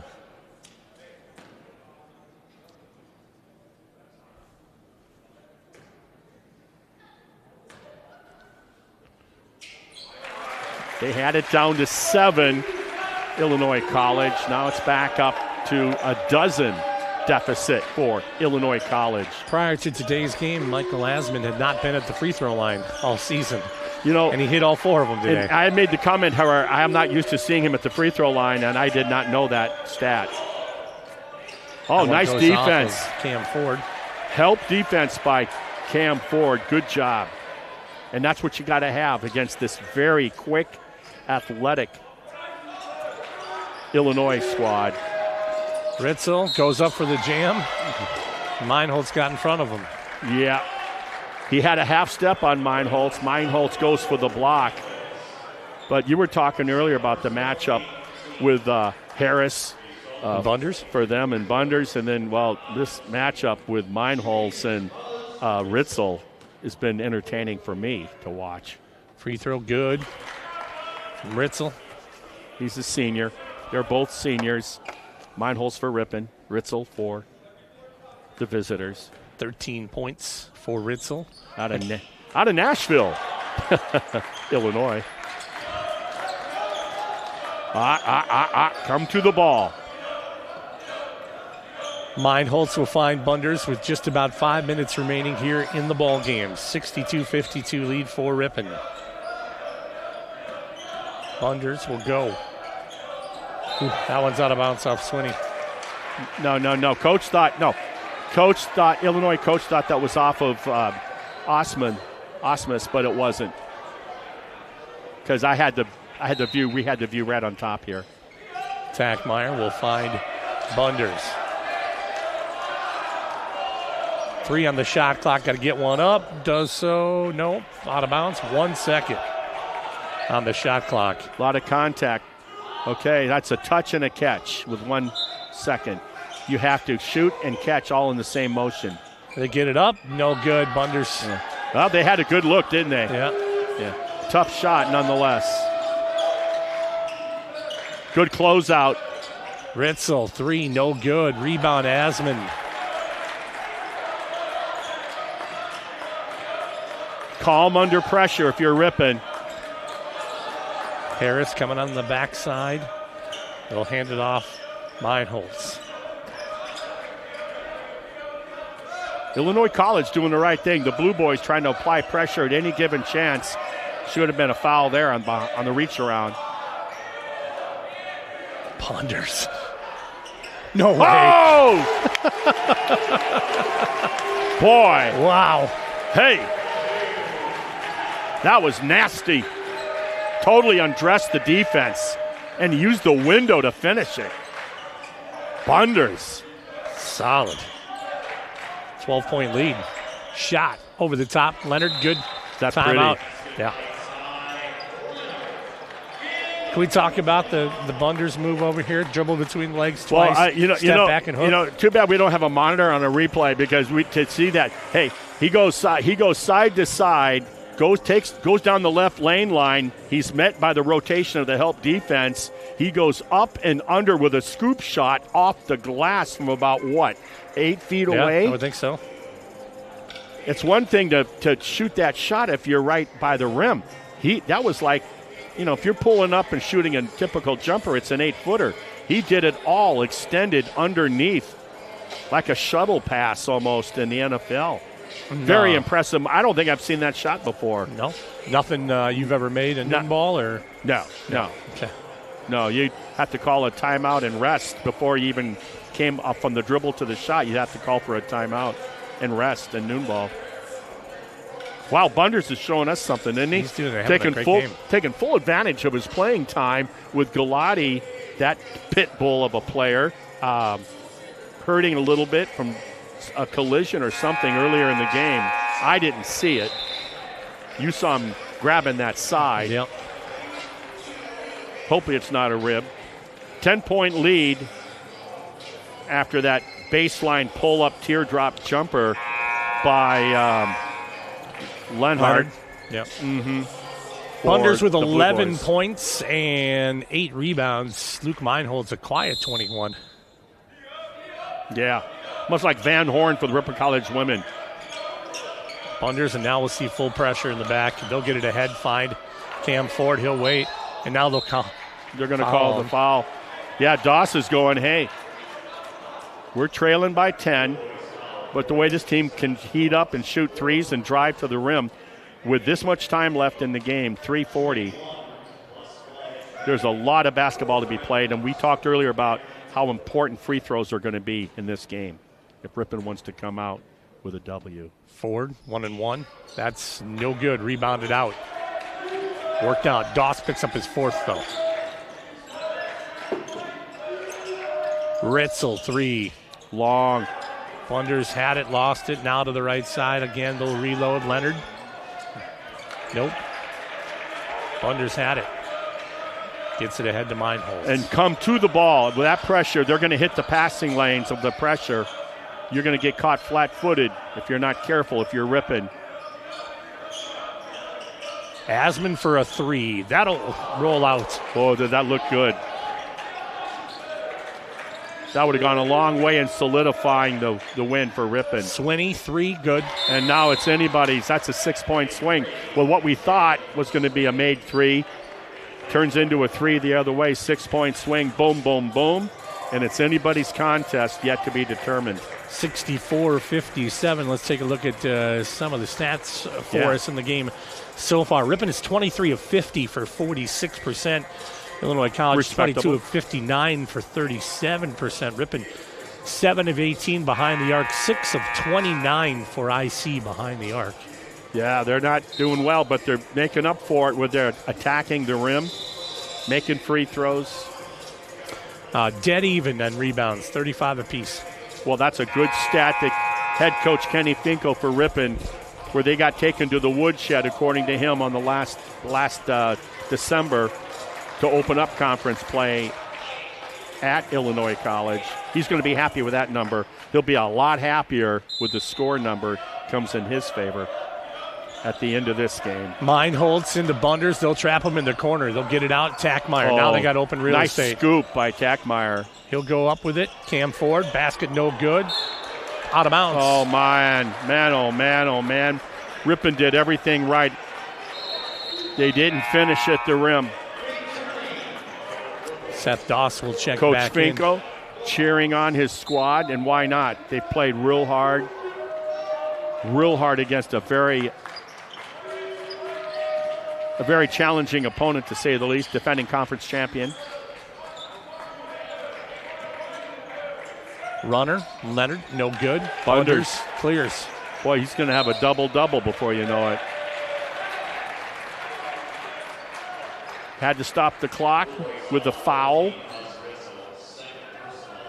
Let's see if Bunders can have a little more success at the free throw line for the Redhawks. Bunders does have the double-double with 11 points and 10 rebounds. Oh, so he doesn't have to make these. Yeah. He's got his double-double. Yeah. No, that's not the way it works, Mark. Bunders free throw, good. Got a boy.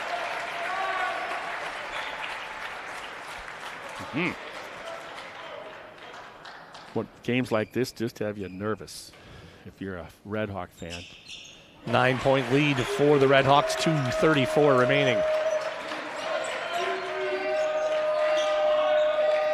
Now they'll come out a little bit on Leonard. Oh, there it is. Almost a steal. Ball on the Possession. floor. Possession arrow. Okay, that'll go to Ripon. Kenny Finkel firing up the rest of the team. Yeah. He still plays ball, pickup ball. I got scouts. I found out where. Out of town sometimes. Look at this. Tackmeyer gets it ahead to Asman. Yeah, Bunders held docking it. yeah, he realized, hey, I got to work clock we here. got time. Gee, get the handoff. Back around the edge, they'll work it, spread the floor a little bit too. Now you're below 10 seconds on the shot clock. Tackmeyer got to make something happen, does so, missed it. Shot clock violation.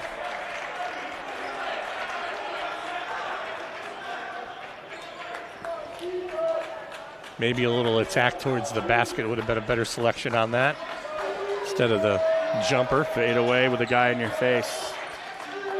Look out. 3 launched. That won't go. Boy. Doss pulls it though. They'll hit it again. Swinney for 3. That won't go. Big pull there. Meinholz ahead to Asman. He's got one behind him. He lays it up and good for 2. Saves Swinney from running into the wall too. So Yeah. a polite 2. 11-point lead. Red Hawk faithful step up. Lost and now the handle. Lost the handle on the dribble. Oh, what is foul. he doing? He's going to get a foul on Oh, my Meinholz. goodness.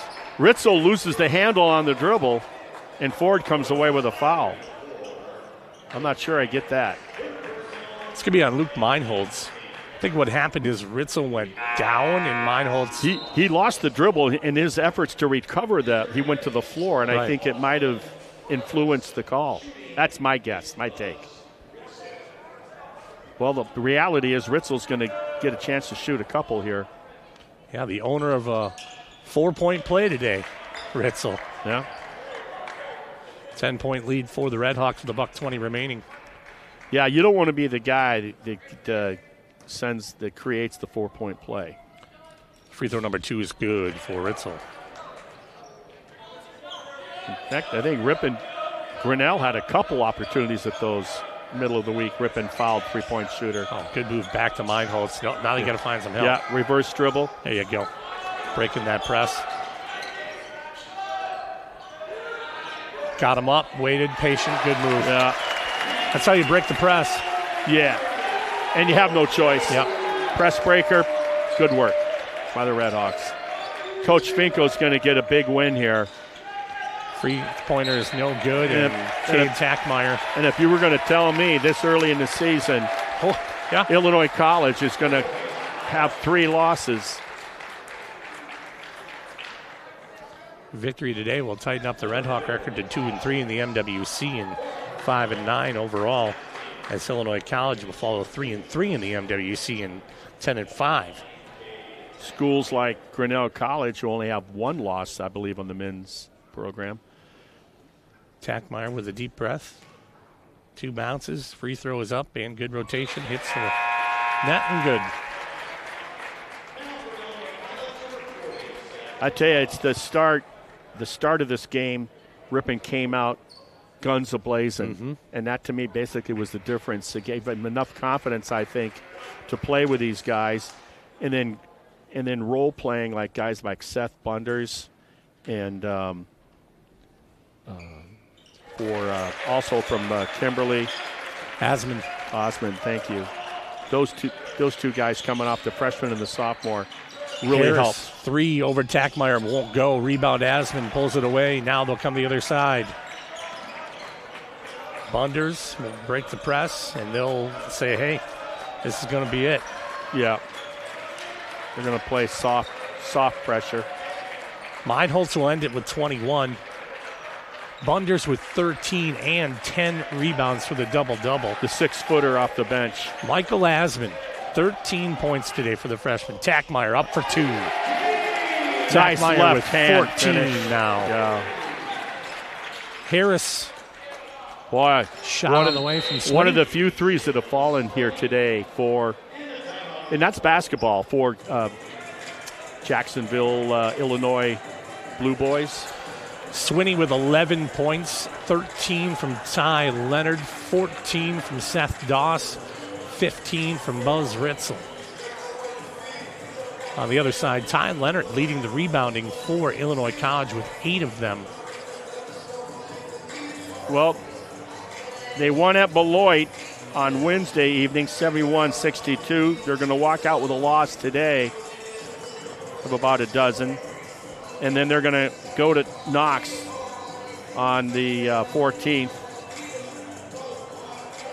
That's Illinois College. Well, Ripon, we've been talking about it all afternoon. Ripon will be home again with their twin bill, with the women playing at 5:30, the men to follow after against the Foresters of Lake Forest College. Tuesday night. Tuesday evening, and I always so much look forward to particularly seeing the women's head coach for Lake Forest. She was quite a player in her own right. She's in the Hall of Fame at UW La Crosse as a player, national championship team captain, and a heck of a coach with a resume. Has been 10 seconds. They'll just run it out. So the Red Hawks will come away victorious, beating Illinois College 74-62. Asman going for the steal. That goes for the steal in the books. He'll get Harris. Hey, oh my I'll give him goodness. the grittiness of it, no doubt about that. Hey, want to thank our crew tonight, Riley and Nyla, for all their help. His name's Martin Ernser. I'm Jason Mansmith. We'll be back on Tuesday evening. Ripon College knocking off Illinois College 74-62. Have a good night, everybody. Pleasure working with you, big guy. Pleasure.